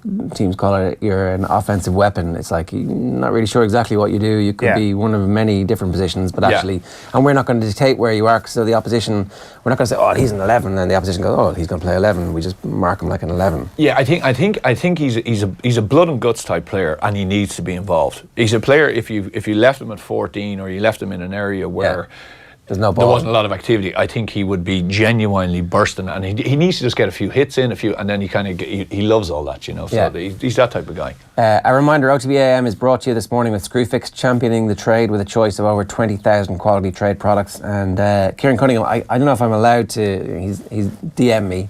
You're right about Michael Murphy. I think he has 8 Man of the Match awards from finals, County, Ulster and All-Ireland. So, screw you, Eoin. Well, he is LeBron. Boom. Right, okay. Well, I tell you what, greatest of all time then. Murphy was, so I looked at McBurty. I didn't want to have, and I have McHugh in there. Yeah. But I would have had Murphy in there. I think Murphy he's so honestly, and I'm not just siding up with Jerry, but he is, for me, he's the guy who, if they now treat him in a position where he can just focus on that particular job and not have a situation where the likes of, McMahon, what's his name, the Tyrone player who just basically followed him around for the last number of years every time. Justin, yeah, exactly, and just literally bet him around any time. It was just a physical battle. It was just a horrible situation for him. If he can find that room, if he can have an ability where he's the focus with McBurty beside him and everything else, I think he's just going to be. He's just so hard to handle. Well, I rated him higher than you did in your power rankings, so that's. I know you did. Yeah, but that was cursory. Okay. I'm backing down on that. McCarthy and Fenton are. I think Fenton is just. I said he was just a Rolls Royce on Sunday, and that's all. He just cruises through the game. If you another one who intelligently was kicking points when everybody else was like, "Oh, let's try and kill them with goals." He's like, "No, let's just keep kicking points." Left foot, right foot. Yeah, that's what I know. But also, it wasn't exactly tapping them over the bar, but he makes it look like he's tapping them over the bar. Literally makes it look like he's tapping them over the bar. It's like I'm not surprised that he's consensus number 1 here, because he's the man to beat right now for the Player of the Year award without question. He just seems to. It's unbelievable. He never seems under pressure. You look at him from a fitness, like he never comes back out, and he's just always in command of whatever it is. Like there was a situation against Longford on Sunday where he had made a run forward, he had laid the ball off, he got a pretty late hit, got up, and then a kick out came to the kind of Hogan stand side, and he came across and he managed to get a hand on it when he could have just left it. But he was there tackling, and then he went to another man, and then he just kind of cruised back into midfield. I just focused on him all the way down, and he never stopped all the way. He felt like, I mean, the ball was going past him, but he never ever stopped. Like, I mean, this was probably about 60 odd minutes. Yeah. You're saying this guy is just, he's a phenomenal player. Yeah, the counter argument to teams getting closer to the Dubs this year is that he's better and that Michael Darmacauli's back to the level that he was at when he was Footballer of the Year, and Macaulay was very good. Really good. Very and good. Aggressive, and like, you know, goals, a lot of goals will come off him. You add Jack McCaffrey back into that, and then suddenly it's like they can score a goal from anywhere 70 yards out if the passes stick in a way that they weren't sticking against Longford. So maybe they're just getting that out of their system and practicing it against Longford, and that's why. Well, the goal they got, Rock's first goal was I'd say not years, but a long time on the training field with Macaulay. They've been scoring it against Kildare for a decade. Yeah, but just past the ball. So he does his usual where he goes from second gear to fifth gear straight away, bursts past it, but the big bounce, and then he never even thought of doing the hand pass over a bar or shooting himself, which he has done before, a blast, and next thing it goes up the keeper's rear end. He just looked across, quick hand pass into Rock and patted into the net. They could definitely do with watching our masterclass on finishing with Gooch and James O'Donoghue, where it was like, no, we're passing the ball into the net. There was definitely a lot of blasting in that second half. There was. When you're like clean through, it's like, you don't have to kick it straight at the goalkeeper. Yeah, Gavin wasn't happy. There's a left post and a right post, and if you can slick it in. Yeah. Like even Paul Mannion's goal, they were saying on TV that it was an amazing finish, but the keeper got a hand to it. It looked like an amazing finish because it went into the top corner. But the only reason it went into the top corner was because the Longford keeper got a hand to the ball. So there is an element about that with their finishing. But I would advise them not to watch that masterclass. They've got it all sewn up with Sam Maguire going back to Dublin again this year. Exactly. Okay, so a couple of quick tweets. Kieran Cunningham did actually tweet his top three. Brian Fenton, Ryan McHugh and Kieran Kilkenny are his top three. Kilkenny didn't make a list for us, did he? He made mine. Did he? Yeah, like I mean, he's very close to being in there. But the only reason I think he is I've watched him now recently, and players have now all of a sudden said, okay, we need to shut him down. And Longford shut him down on Sunday. You know, they did. They got around him. They made sure that he didn't really, like, I mean, to all the certain points that you can shut down a team who are in the ascendancy. But I think teams have now realised, okay, he's a most definite link guy, and we can't just allow him be free and do this 70-something hand passes that he does in the game. We have to just get close to him and annoy him and make sure that he is now, if they have him as the new Connolly, who's going to link everything up and pass and come in, we just need to make sure we take him out of it. And I think teams are focusing much more on him now, whereas before they might have been saying, well, we focus on Connolly and we let Kilkenny drift back and let him get the ball. He won't do that much damage. But now they've realised, actually, hold on a second. There was a nice bit of an arc between himself and Conor O'Callaghan at one point where O'Callaghan got through and kicked a point and he was inside and didn't get the pass. And then later he got through and O'Callaghan was inside. O'Callaghan didn't get the pass. It was tapping a point over, and it was like, well, you know, it's like just so we'll see how many goals they make for each other as the season goes on. Probably Ryan McHugh is into it. Like, I just think he's an outside bet for Footballer of the Year, because there's going to be enough games for any team who makes the Super 8s to play, and you think about him scoring late goals arriving late in the league. He's doing it already in the Championship. He's got unbelievable engine, and you know, the Player of the Year is actually voted for by the players, and so they might be more inclined to go, oh, look at that guy, I didn't really think he could be, but if he can win it, maybe I can too.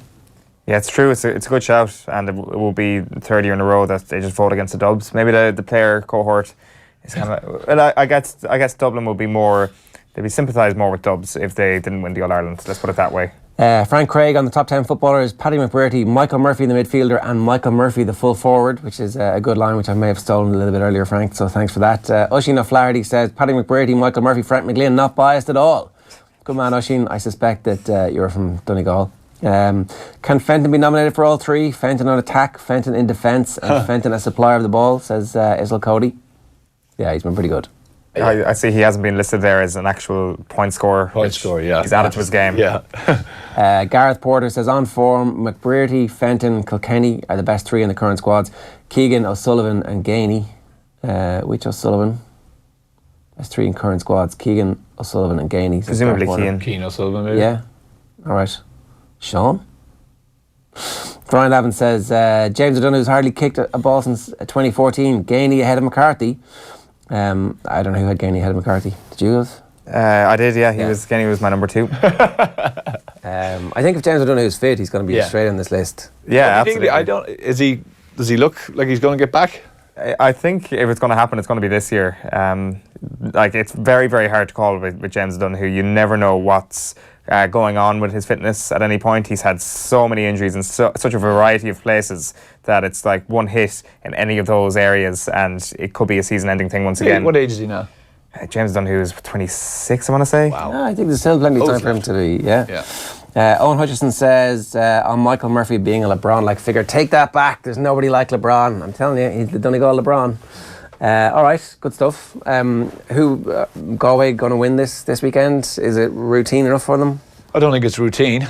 The whole long grass and all that stuff, it's definitely not routine. But if they've serious aspirations, which they obviously have, this is one. The other one, with the emotion of the Mayo game and all that stuff. But this is a big one for them.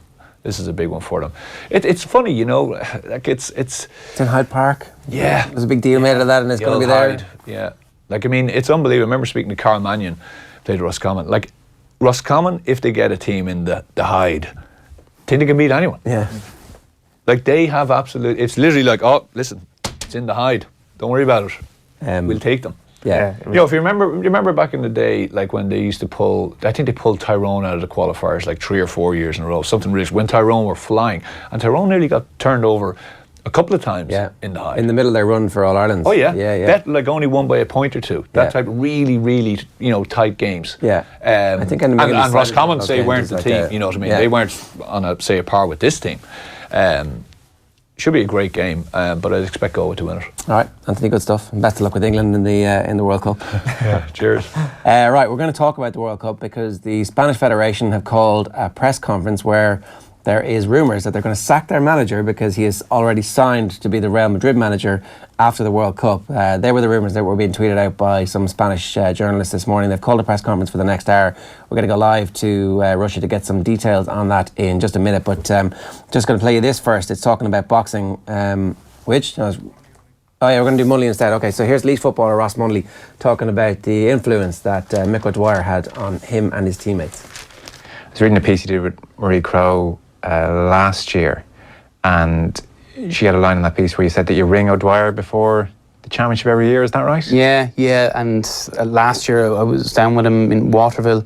It was 15 years since we had won the Leinster. I was down on the day I went down to him, and it was just on your own. Just had lunch with him. I think Maurice Fitz was there as well, and just a great old feeling because I'd never forget the people that helped me throughout my playing days and my career or whatever, and Mick was the person who gave me my chance. And I suppose no more than yourself, when you're starting off your career and things like that, you always remember the people that give you that bit of I won't say give you the confidence, but put you in a position to help you earn it yourself. And Mick showed a tremendous amount of belief in me, and it's something that I'll never forget. And we chat on the phone every now and then. And what would you chat about? Just how are you getting on kind of thing? Yeah, and it's probably generally a similar enough chat every time. His memory of games gone by and small incidents in games when we were really pushing back from 0-3 to 0-6 is incredible still. Really? And he'd talk about different refereeing decisions, or maybe a ball that hit the post and things like that. And I suppose I always find that after speaking with him, going training and all that, I'd get a buzz from it, because he was just an incredible man, and what he did for Laois was fantastic. Great stuff there from Ross Munley. You can get the whole thing on youtube.com/off the ball, and make sure you subscribe to our YouTube channel there, because that's where we put up all of our long stuff, some of our short stuff. You can get whatever you want, if football or if rugby, or indeed if soccer is your thing, then youtube.com/off the ball for all your subscriptions. Now, to the big breaking story this morning. We don't know if it's an actual breaking story or if it's a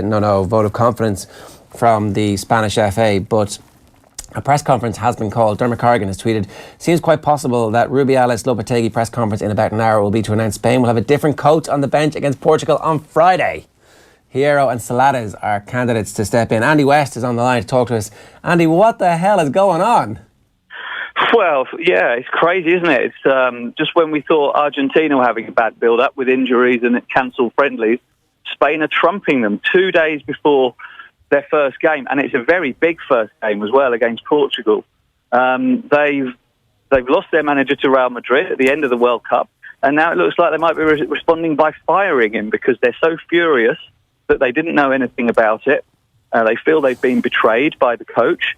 And this press conference, which is in half an hour, 10:30 Spanish time, it looks like they're going to fire him, which is crazy. The details of this have been very, very sketchy. Just reading yesterday, somebody was saying, this looks like a very well-sourced market piece where Real Madrid are not even going to have to pay any compensation to the Spanish FA because the Spanish FA aren't going to stand in his way. It's such a big job and they appreciate the scale of the opportunity for Lopetegui, which would suggest that everything was handled correct and that there was conversations properly held. Now, it looks like none of that's true at all. Yeah, and I think what this whole thing has shown is maybe we shouldn't be saying this as a media ourselves, but often the media doesn't know what's going on.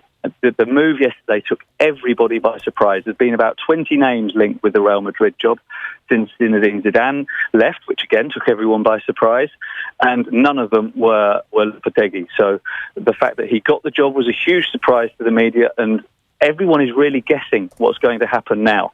And the Spanish FA, it seems certain they didn't know about the approach with Real Madrid. He only signed a new contract in May, last month. So they weren't expecting him to leave. He just signed a new deal. And I think they were completely taken aback. There's reports that the release clause is €2 million, which obviously is nothing for Real Madrid. So, yeah, it seems that it was a surprise to the Spanish FA and one they're not at all happy with. And you can see why. You know, there's a core of Barcelona players in that squad. How are they going to take it? How's Gerard Piqué and Sergio Busquets going to be happy taking orders from a Real Madrid coach? It just doesn't make sense in that way. So you can see why there's a lot of concern that he wouldn't be able to effectively manage the group at the World Cup. Yeah, I was just going to make that point actually about the Barcelona cohort in the Spanish national team. Like, is there a sense that prior to yesterday things were a lot better in terms of the Spain national team, that everybody had parked their own sort of allegiances to Barcelona or Real Madrid for the duration of this tournament? Yeah, it seemed to be fine. I mean, the World Cup qualifying group, Spain did very well. There was the side issue was of Gerard Piqué being jeered by a lot of fans because of his support for Catalonia. But that was really external. That was supporters. There was never a problem internally. He and Sergio Ramos have occasionally a spiky relationship, but I think they generally get on well. They understand each other at the very least. And actually the last friendly they had in Spain before leaving against Switzerland a couple of weeks ago was the first time in a long time that Piqué hadn't been jeered by fans. So it seemed that everything was smooth. Obviously, you know, there's always that edge to it, but it seemed that the Barcelona-Madrid thing had been gone calm, really. But now, obviously, the Barcelona players looking at that news, everyone's going to be looking at them. What's their reaction? They're going to be talking about it. You know, the players will be discussing this internally. And I think the big concern was, what if something goes wrong? Say they lose against Portugal or Piqué makes a mistake in a game. Everyone's going to be looking out for something then. Oh, it's because of the coach. There's internal discord. And that could create problems when there weren't even any. So I think there's two things here. There's the Barcelona-Real Madrid axis within the squad, but probably more than that is the way that the Spanish FA feel they've been betrayed by their coach. Just on the Barcelona Real Madrid thing, like Vicente Del Bosque had a very successful international career. You know, players understand they're playing together. We've seen Sergio Ramos be friends with the Barcelona cohort while they have been successful as international teammates in the past. So you would expect that for the opportunity to win the World Cup, the Barcelona and Real Madrid players would come together and be able to talk this out and get over that. Yeah, you would think that. You would. And this is the pinnacle of their career, and especially as they've got something to prove. You know, their last two tournaments were a disaster for Spain, really. And now they're coming strong again. They want to show the world, yes, we are still a great team, and they want to win a World Cup. Of course they do. But there's the overwhelming priority for all these players is their club career. We know that. If we look around the world, players prioritise their club career. Obviously, they want to win the World Cup, but the bills are paid by their clubs. And if push comes to shove and they have to make a choice, then their priorities lie with their clubs. And with Lopetegui going to take over in Real Madrid in a few weeks, that's bound to make people like Piqué, Busquets, Jordi Alba just uneasy around him and think, okay, can I really trust you? What do I want to share much with you when you're going to use it against me in a few weeks with my main job? Of course they want to win the World Cup, but they're compromised. They've been put in an unnecessarily difficult situation. And the whole thing could have been avoided, of course, by the timing of the announcement. Real Madrid and Lopetegui could have come to a private agreement. Okay, let's do it, but we're not announcing it till after the World Cup. Why that didn't happen, nobody knows. You can only assume there was a leak and they knew that the news was going to come out, in which case maybe they should have dealt with the whole thing with a bit more discretion. But that really could have solved everything. Come to the agreement, but don't announce it until mid-July. So Tariq Panja has just tweeted that the Spanish FA president, Rubiales, has stormed out of the UEFA hotel to head to Krasnodar to deal with the coach who's announced he's joining Real. So I presume the Spanish FA president is at the UEFA hotel where the vote for the World Cup announcement is being held. So, I mean, that's not going to be a quick thing, is it?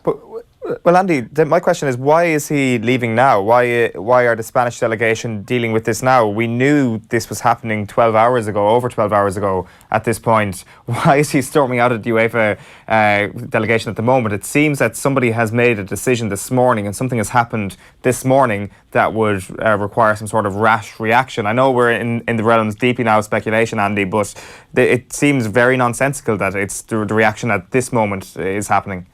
Yeah, I think they probably just needed time to get together. You know, everyone's on the move at a World Cup. You know what it's like. People aren't just sitting around and having cosy chats in hotel bars. Everyone's got meetings to attend, functions to attend, things to do. So for the Spanish FA to make this decision, Rubiales has only been in the job as president for a month.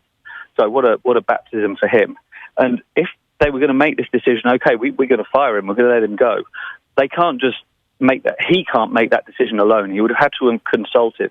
And someone who seems to have been heavily involved, would have had to have been heavily involved, and is even being touted as a replacement for the World Cup is Fernando Hierro, is the former Real Madrid defender who is now the sporting director for the Spanish FA. And there was footage of him shown on Spanish TV having a very passionate discussion with Lopetegui after the news broke. They clearly weren't happy with each other. So maybe that was the moment Hierro was saying, we're going to have to let you go. It's all speculation, but I think that they, last night, when the news broke yesterday, they obviously were furious. Then it was a case of what are we going to do? Then they would have had to have got together to actually discuss it.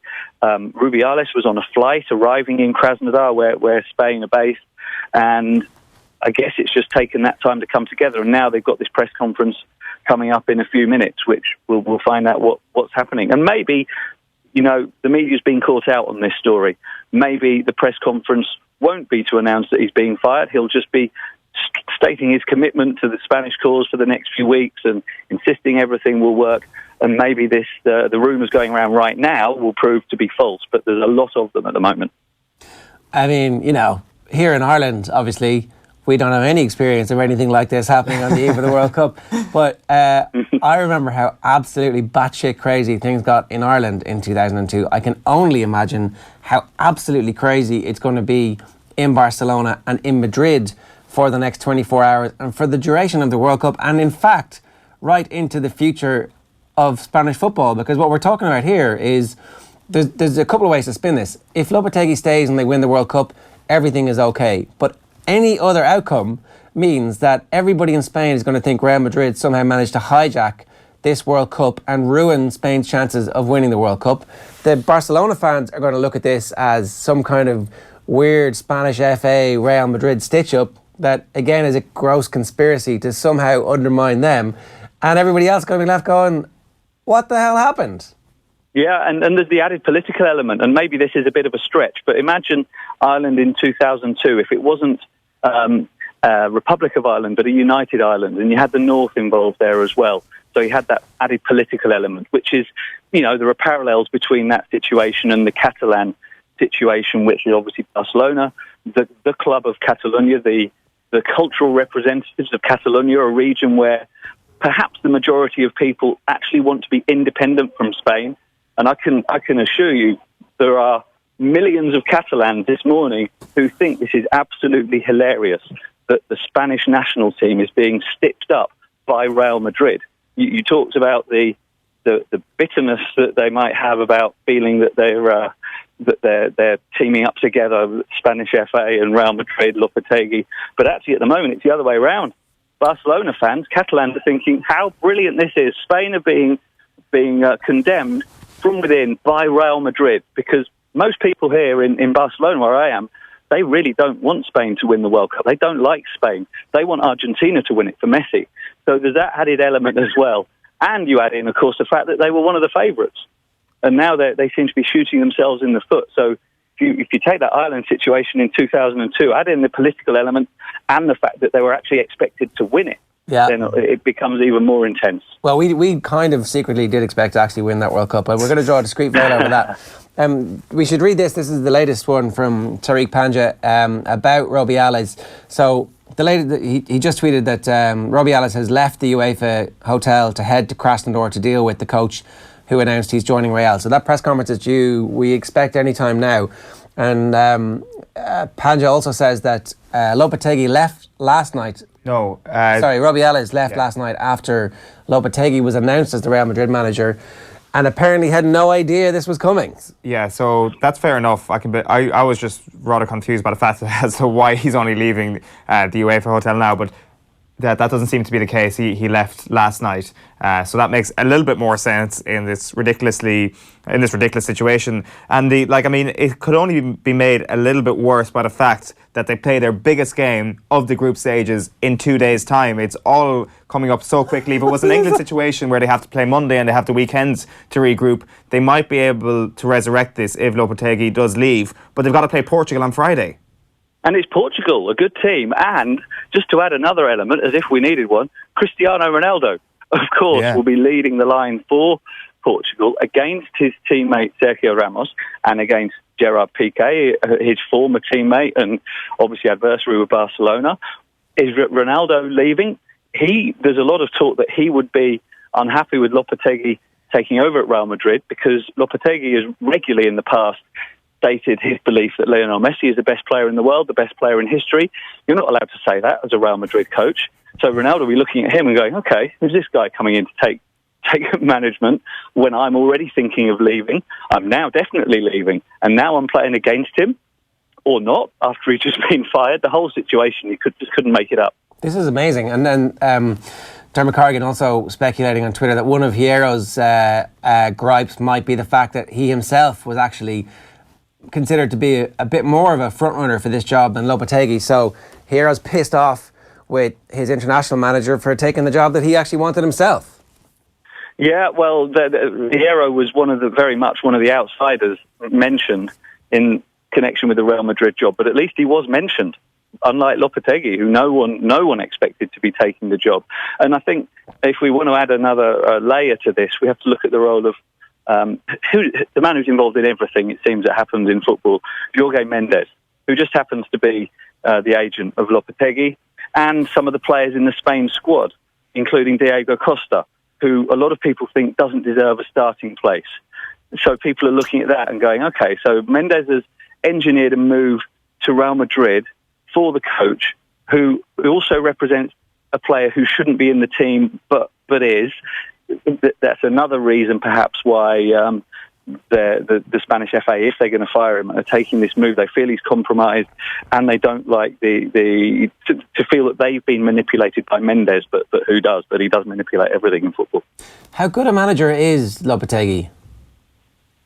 That's a good question, because we don't really know at club level. It's a very different beast running an international team from a club side. Lopetegui's last club appointment was a couple of years ago in Porto, and he failed badly. They had the biggest budget in the club history. They didn't win anything, and after a season and a half, they fired him. He's had hardly any other experience of managing clubs. He's done very well with Spain, absolutely no doubt about that. They were at a real low when Del Bosque left after the Euros. They'd had a bad Euros, a bad World Cup before that, and they needed rejuvenating. He's done that really well. And he has good experience with junior levels as well with Spain. He won the Under-21 Championships in 2013. So he's had successes and failures. His successes, though, have been internationally. And club management, he's completely unproven. So it's a big gamble for Real Madrid. Okay. The news is coming through that the press conference has been pushed back an hour now. Well, that's no surprise, is it? Yeah, I mean, I don't know. Like we're all speculating here, but do you push it back if you're going to fire him, or do you push it back because you want to try and hammer out a deal to keep him, or do you push it back an hour because you've got nobody to replace him and you are firing him? It's like any one of a number of outcomes is still live at this point. Yeah, all of the above are possible, and I think to emphasise, everyone is just guessing at the moment. No one knew that he was going to be appointed. No one knew that he might have been fired. So no one knows, really. There's a select number of people who do know, and that's Lopetegui himself and the top people at the Spanish FA. And as you say, maybe they don't even know yet. Maybe they're still deciding, and they've bought more time by pushing back this press conference. Andy, who are the live contenders to take over? Is Hierro, because he's automatically part of the FA? Like, is he qualified to manage? He is? Yeah, well, partly. I mean, he's managed before with Real Oviedo a couple of years ago. He was an assistant at Real Madrid a couple of years before that. So he's had some coaching experience, and obviously he's a figure of great stature. He's a commanding presence. So he has that kind of leadership that they will need at a time like this. And he's there. He knows the group. He knows the players. So he's certainly a possibility. And anyone else, I mean, what do? You've got to get someone to Russia in a day to take charge of a team that he doesn't know. Maybe the sensible thing would be to bring back Vicente Del Bosque, who obviously knows all about managing tournaments. Yeah. He knows all the players, nearly all the players. He's managed nearly all of them before. They play very much in still the same style that was employed when he was in charge. So get him on a plane, give him a month's contract. Because other than that, what do? You've got to go for a coach who isn't connected to a club, Luis Enrique. But how would the Real Madrid players in the group feel about him going there? But they're limited options really to get someone in with credibility. And Hierro was probably the best of those. At least Luis Enrique did play for Real Madrid at one point, and so has that kind of understanding of both sides of that coin. Is there are there any pundits who are out there who happen to have managerial experience? I remember in 2002, Martin O'Neill was knocking about, and there was definitely a thought, well, maybe if we could get Roy Keane back and shove Mick out and get Martin O'Neill in. There's no one that obvious that springs to mind. Another one possibility is Guti, who was being talked about for the Real Madrid job. He's the Real Madrid B team, so it'd be quite funny if they reversed tables and poached him from Real Madrid. But we're just guessing, and the logistical issue of getting someone in place that quickly means you think it's most probably just due to practical constraints it would have to be Hierro. This is madness. Andy, you've been great with your time this morning, obviously, in response to this. If you had to predict, and I know it's a terrible question, but what do you think is actually going to happen? Well, I think he's going to leave, because why otherwise would they be taking this press conference today? So many rumours coming out and no denial. There'd be plenty of opportunity.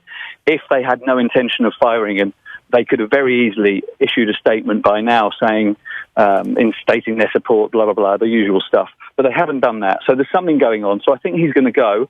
And I think, as I said, just due to practical constraints, I think the only person really who could lead them with any authority is Hierro. And I think that their World Cup's going to unravel. Last week I was saying they're my favourites to win it, but it's hard to see that now. Right. This is all crazy. Andy, great stuff. Thanks very much for joining us. Thank you. Cheers, guys. Right. Meanwhile, Vladimir Putin has just taken to the stage at the 68th FIFA Congress and got a standing ovation. That's what's currently happening in Moscow. We don't know what's going to happen in Krasnodar over the next couple of hours, but it's going to be incredible. It's back by an hour. It's going to be at around 10:30 local time here, or not local time, Irish time I should say, when we begin to realise what the hell is going on. But Andy West is correct there. Surely he's getting the sack. Surely he is stepping down. Maybe the extra hour is just so that they can control their message and that they actually decide whether or not he's getting sacked or whether or not he's going to step down. I presume it's all kind of just getting all their ducks in a row to a certain extent at this point. Or maybe they just need, maybe they're not all there yet. Maybe they need to get somebody else back in from training or something. Who knows? Yeah, I just got a bit distracted there because I was on the Boyle Sports app looking up the prices for the Portugal-Spain game. Portugal are 7-2 to win that match. Wow, okay. Portugal always start poorly in tournaments. I don't care. I mean, look at what's happened. I know, it's a calamity, but at the same time, if you want to continue the comparisons between this and 2002, like, did that not have a sort of a, like, would you have bet on? It was like there was a 10-day period between, so that happened inside Power, and then had a full week. We had a friendly against a local Japanese team, which had a Cameroon player in it who nearly killed Jason McAteer. And anyway, not that we're still bitter about this stuff. But it was just stupid to organise a friendly against a team that had a player who's like clearly just going to go out and kick. But it worked out okay in the end. It worked out okay in the end. McAteer was injured basically for the whole tournament. McAteer gets picked in that first game. Stephen Reid comes on and plays brilliantly. Nearly scores one of the goals of Irish tournament history. Anyway, all I'm saying is it could have a galvanising effect. It's going to change something in the Spanish camp. I was moving like firmly towards Spain as World Cup winners yesterday. I'd gone from Brazil to Spain to win the World Cup, and now this has definitely changed my opinion. But maybe could solidify the opinion. If Lopetegui stays, then you can forget about Spain as a World Cup winner, is what I'm thinking, because all is not going to be right there. I think their only hope is for him to stay and to convince the players. I think there's a meeting going on at the moment with the Barcelona players going, what are you talking about? Like, what secrets are you suddenly going to unveil to me in the next 20 days that you haven't already told me? Like, we're here to try and win this thing together. We're going to die together. You have to keep me. If you're getting rid of me, I will ruin you over the next 3 years. By the way, I will be here. We will kill you. I will send my team out to kill you. I will sign Neymar. Well, that's probably going to happen anyway. Yeah. I mean, but Sergio Ramos will be detailed specifically to kill all of you. How can this thing get any crazier? Like, maybe that they'll come out and say the reason why this press conference was delayed for an hour is because Julian Lopetegui is actually missing. We actually don't know where he is. He's disappeared. We were supposed to sack him, and we haven't been able to completely void his contract because he's just missing. This thing has a potential to get a little bit crazier. It has gone from the lead World Cup story this morning being either 2026 or Marcus Rashford having a little bit of a niggle and he might miss England versus Tunisia to one of the most sensational managerial stories pre-World Cup that we've ever seen. It's legitimately now one of the biggest World Cup stories that there's ever been. Good timing. Thank you very much to all in Spain for organising that. Why is it good timing? What's happening today? Good timing for us is all I'm saying. Yeah. Because, of course, we begin our World Cup coverage a little bit later on this afternoon. World Cup Daily is coming to you every single day during the World Cup at around lunchtime. It's going to be a 12:30 kick-off this afternoon. We're going to be crossing over to John Duggan for the first time this afternoon, who's going to be in Red Square in Moscow. Shiny Skype coming to your screens from 12:30 on YouTube, Facebook and Periscope. If you've got any questions for John, we were going to chat about like the main pretenders in the World Cup with John later on, kind of his view and things. We're going to have Leon Blanche from Boyle Sports in for the betting and all of that. 7-2 about Portugal to win that game. This has completely changed everything. Stick €2 on it, you win €7. That's all I'm saying. Yeah, well, if they, Portugal, never bet on Portugal in the first game of the World Cup, but at the same time, this is extraordinary circumstances. Yeah, what happened 4 years ago? Somebody beat them the first game. Yeah, crap, weren't they? I can't remember. Or was it 2 late goals? Yeah, so there it is. World Cup Daily. Join Eoin Sheahan every lunchtime live from Russia with John Duggan and Kevin Kilban and Leon Blanche. Hashtag OTB Russia. That looks like the Kremlin. Yep. Yeah, it is the Kremlin? I think so, yeah. It's one of those in red Square. buildings. Anyway, yeah. Looks great.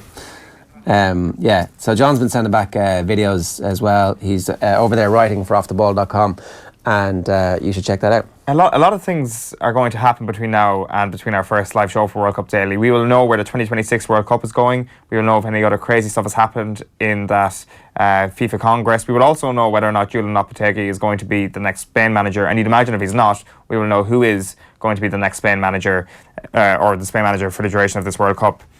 It's going to be an interesting few hours. So, thank you to the gods of news, basically, is all I'm saying. Reminder, OTB AM is brought to you this morning with Screwfix, championing the trade with a choice of over 20,000 quality trade products. We're going to play out with this video from Andy Lee, who was in the studio last night with Joe, talking about boxing. We'll be back after this. He got talking about the difficulties in cutting weight before a fight. But it is probably the hardest part of boxing or I'm sure combat sports now, is making the weight. But it's part and parcel with the job. It's part of the job, you know. It's the fight, like the first fight is making the weight in your mind, and then once that's done, you kind of have a little relax, and then you kind of gear up again mentally for the fight. And there can be a number of issues. You can just outgrow a weight division. You know, your body can change, or you become old and your metabolism slows down. But it's been like. For me, I just think it's part and parcel, and it's the job. You have to know what you're able to make, what you're capable of making. It has to be monitored, you know. Like the hardest I ever struggled was when I fought in 2014. After like my whole career fighting at middleweight, 160 pounds, I went down to 154 to fight light middleweight against John Jackson. But that was a calculated risk because with Adam Booth, my coach, we'd measured my hydration levels during training, before and after, and my body fats, and knew that the weight was there that I could make it. But saying I could and then doing it was, you know, wasn't as easy as that. But it takes a lot of discipline, a lot of mental strength. Yeah, no doubt. That's always brilliant stuff from Andy. You can get that good stuff on our social accounts at Off The Ball or at Off The Ball AM on Twitter.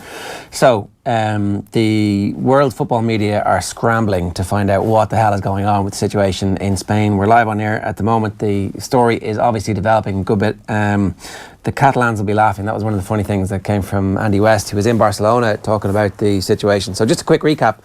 Yesterday, Real Madrid announced that they are taking Lopetegui as their new manager to replace Zinedine Zidane. The Zidane news came as a bit of a bombshell. Real Madrid apparently leaked the story, or apparently broke the story, because the Real Madrid players had found out, and one of the other players in the squad had found out from one of the Real Madrid players. That was the story that you read yesterday. I thought, like, this happens all the time in other sports where a coach is leaving at the end of a tournament, and everybody knows that. We knew that. We've known that with various stages, with various managers in the past. We're like, oh, this is my last one. And then they go and they win the tournament or they get beaten in the final. It doesn't really matter. Apparently this matters because he's going to join the arch rivals of several of the key players in the team. Is that it? Is that the only reason? It could be. It could be also kind of an element of. Okay, we've got Graham. I'll get Graham Hunter to answer that question because we've got him on the phone. Graham, what the hell is going on? All right, just set your clocks. This will take an hour. Look, Jer.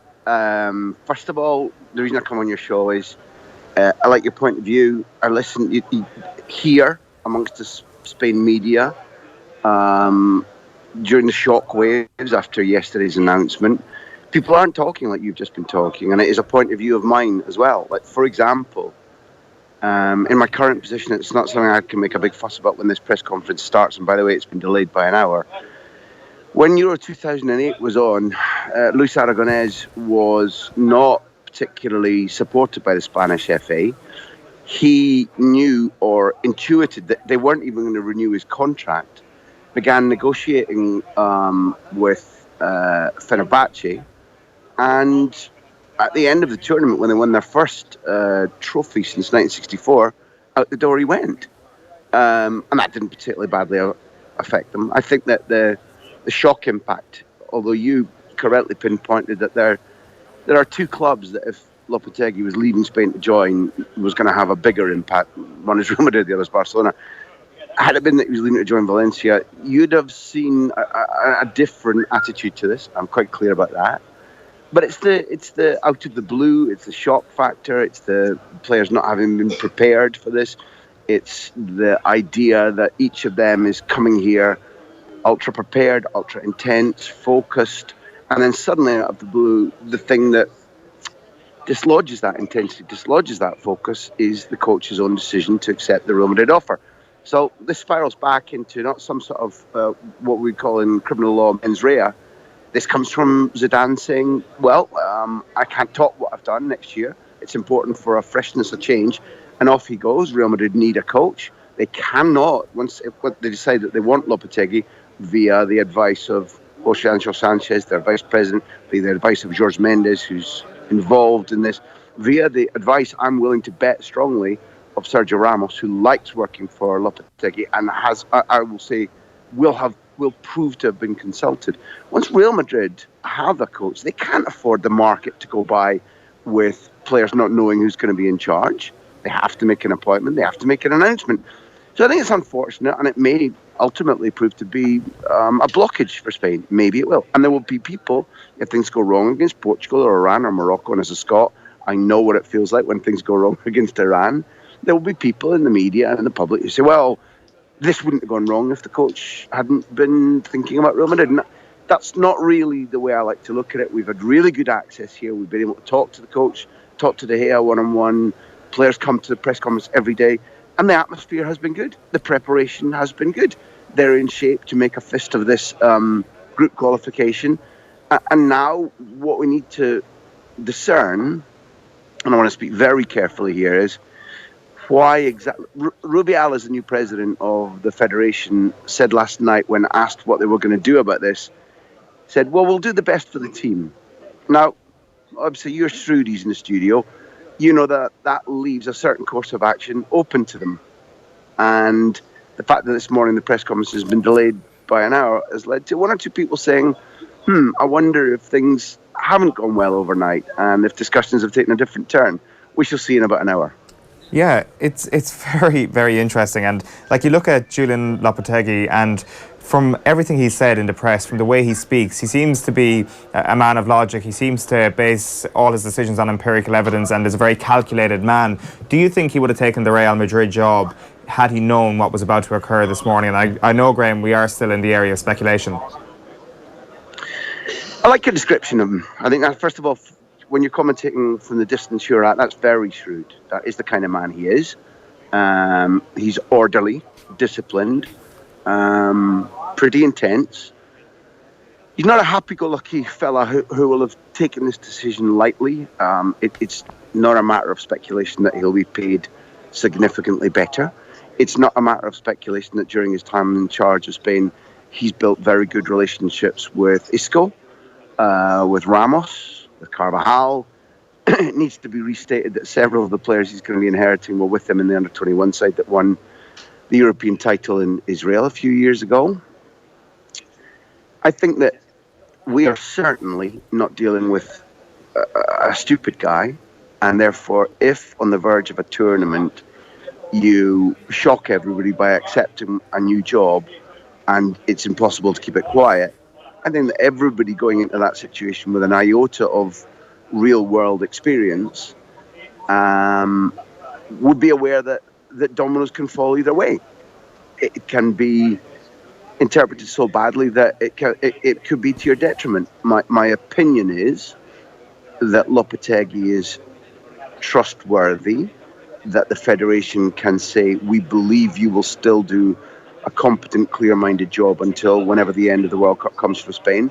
And therefore, if another decision were taken, I'd be a little bit surprised and a little bit disappointed. I'm not Spanish by birth, but I don't think that disavows me from commentating on what I've seen across all the tournaments that Spain have lost or won, and I've been present. And this one now, although it's not as talented as the golden generation of 2010, is as organised, the atmosphere has been as good, the facilities here are as good. Were I Rubiales, the new president of the Spanish FA, I would be working out, I'd be looking hard into this man's eyes, working out that he was still focused. And if he were, then I would be talking to the captains, which includes Silva, Iniesta, and the lead figure, Ramos. I would take a decision, but my decision would be to say, okay, it's unfortunate, but we get our heads down and we move on. Whether that is what Luis Rubiales thinks, well, I guess we're about to discover. Yeah, look, you've been really good with your timing. I know you got to go, but like that would be the obvious thing to do. Except he could have done that 24 hours ago and said, "Oh yeah, this is a bit of a surprise," or he could have lied and said, "Oh, we knew all about this all along." It's unfortunate that the timing has come out, but Real Madrid leaked it, and that's on them. We're ploughing ahead. He's been a bit weak so far, it seems. I think that when you make for a new president an earth-shattering decision about whether you take this or not, then you think hard about it. I do understand what you mean, that if you were a man of brilliance or a man of absolute knowledge and conviction, and you've been in the job 10 years, it's possible that within 2 hours you could say, I already understand how things lie. I already understand the right course of action. And the quicker I say something firm, the better it is for everybody. Yeah. But if you're not, then you take your time on the ball. Spain is a team that likes to have possession of the ball. And metaphorically, I view that as what Rubiales is doing. He's not going to kick the ball long, quickly. He's not going to try and take a quick free kick when everybody's in position. I actually respect him for taking time to negotiate, time to understand, time to speak to all the right people, and hopefully make the right decision. And if he comes out and is firm and is clear and is a unified front this morning, then that's the first building block of the new era, when Lopetegui's reign is only as long as they keep on winning and drawing. If he comes out with a different decision, then at least, well, certainly what I'll be coming onto your show and arguing is that Rubiales is taking a gigantic, clearly the biggest professional decision of his entire life, with the facts at his disposal. And I don't, a priori, I don't think that's a bad idea. Yeah. All right. One last question. If he does make that massive bombshell decision, is Hierro literally the only available and right candidate, or is there somebody else that could parachute in at the 25th hour that we're talking about here? There are a couple of... I don't think that anybody in Lopetegui's team would be justified in staying on and taking over. But Albert Celades, born in Andorra, player like Lopetegui, a player for both Real Madrid and Barcelona, under 21 coach, is a guy who might present more of a candidacy than Hierro does, and that they could team up as director of football and new coach. That is at least a feasibility. I strongly think that the right option is that unless there's some sort of voice from the player to say, no, we're not up for this, I strongly think the right decision is to carry on. But to answer your question specifically, Hierro is an option. Clearly, Celades is an option.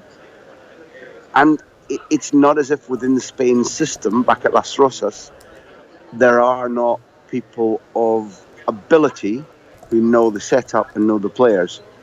But I still feel that albeit that he has surprised us, Lopetegui has not done enough either to lose the faith of his players, the Spanish public, or the federation, his employers. That's, as we sit and speak right now, that's my view. Graham, great stuff. Thanks so much for making the time for us, and enjoy that next hour of mayhem.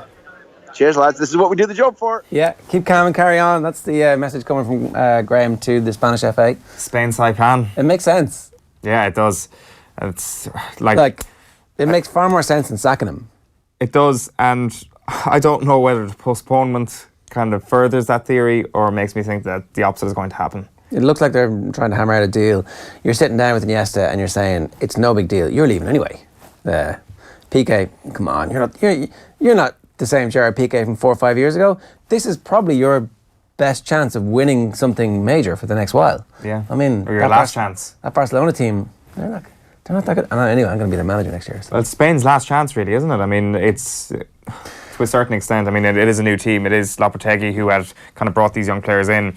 Like, let them finish this project here, which was kind of the last reaching out and grabbing of the World Cup before Iniesta retires. It's 9:43 a.m. this morning. We will be back at 12:30. 12:30 this afternoon. At 12:30. By then, we will know where the World Cup is going to be held in 2026, and we'll know whether or not Lopetegui is going to be taking Spain through to the actual tournament, which kicks off tomorrow.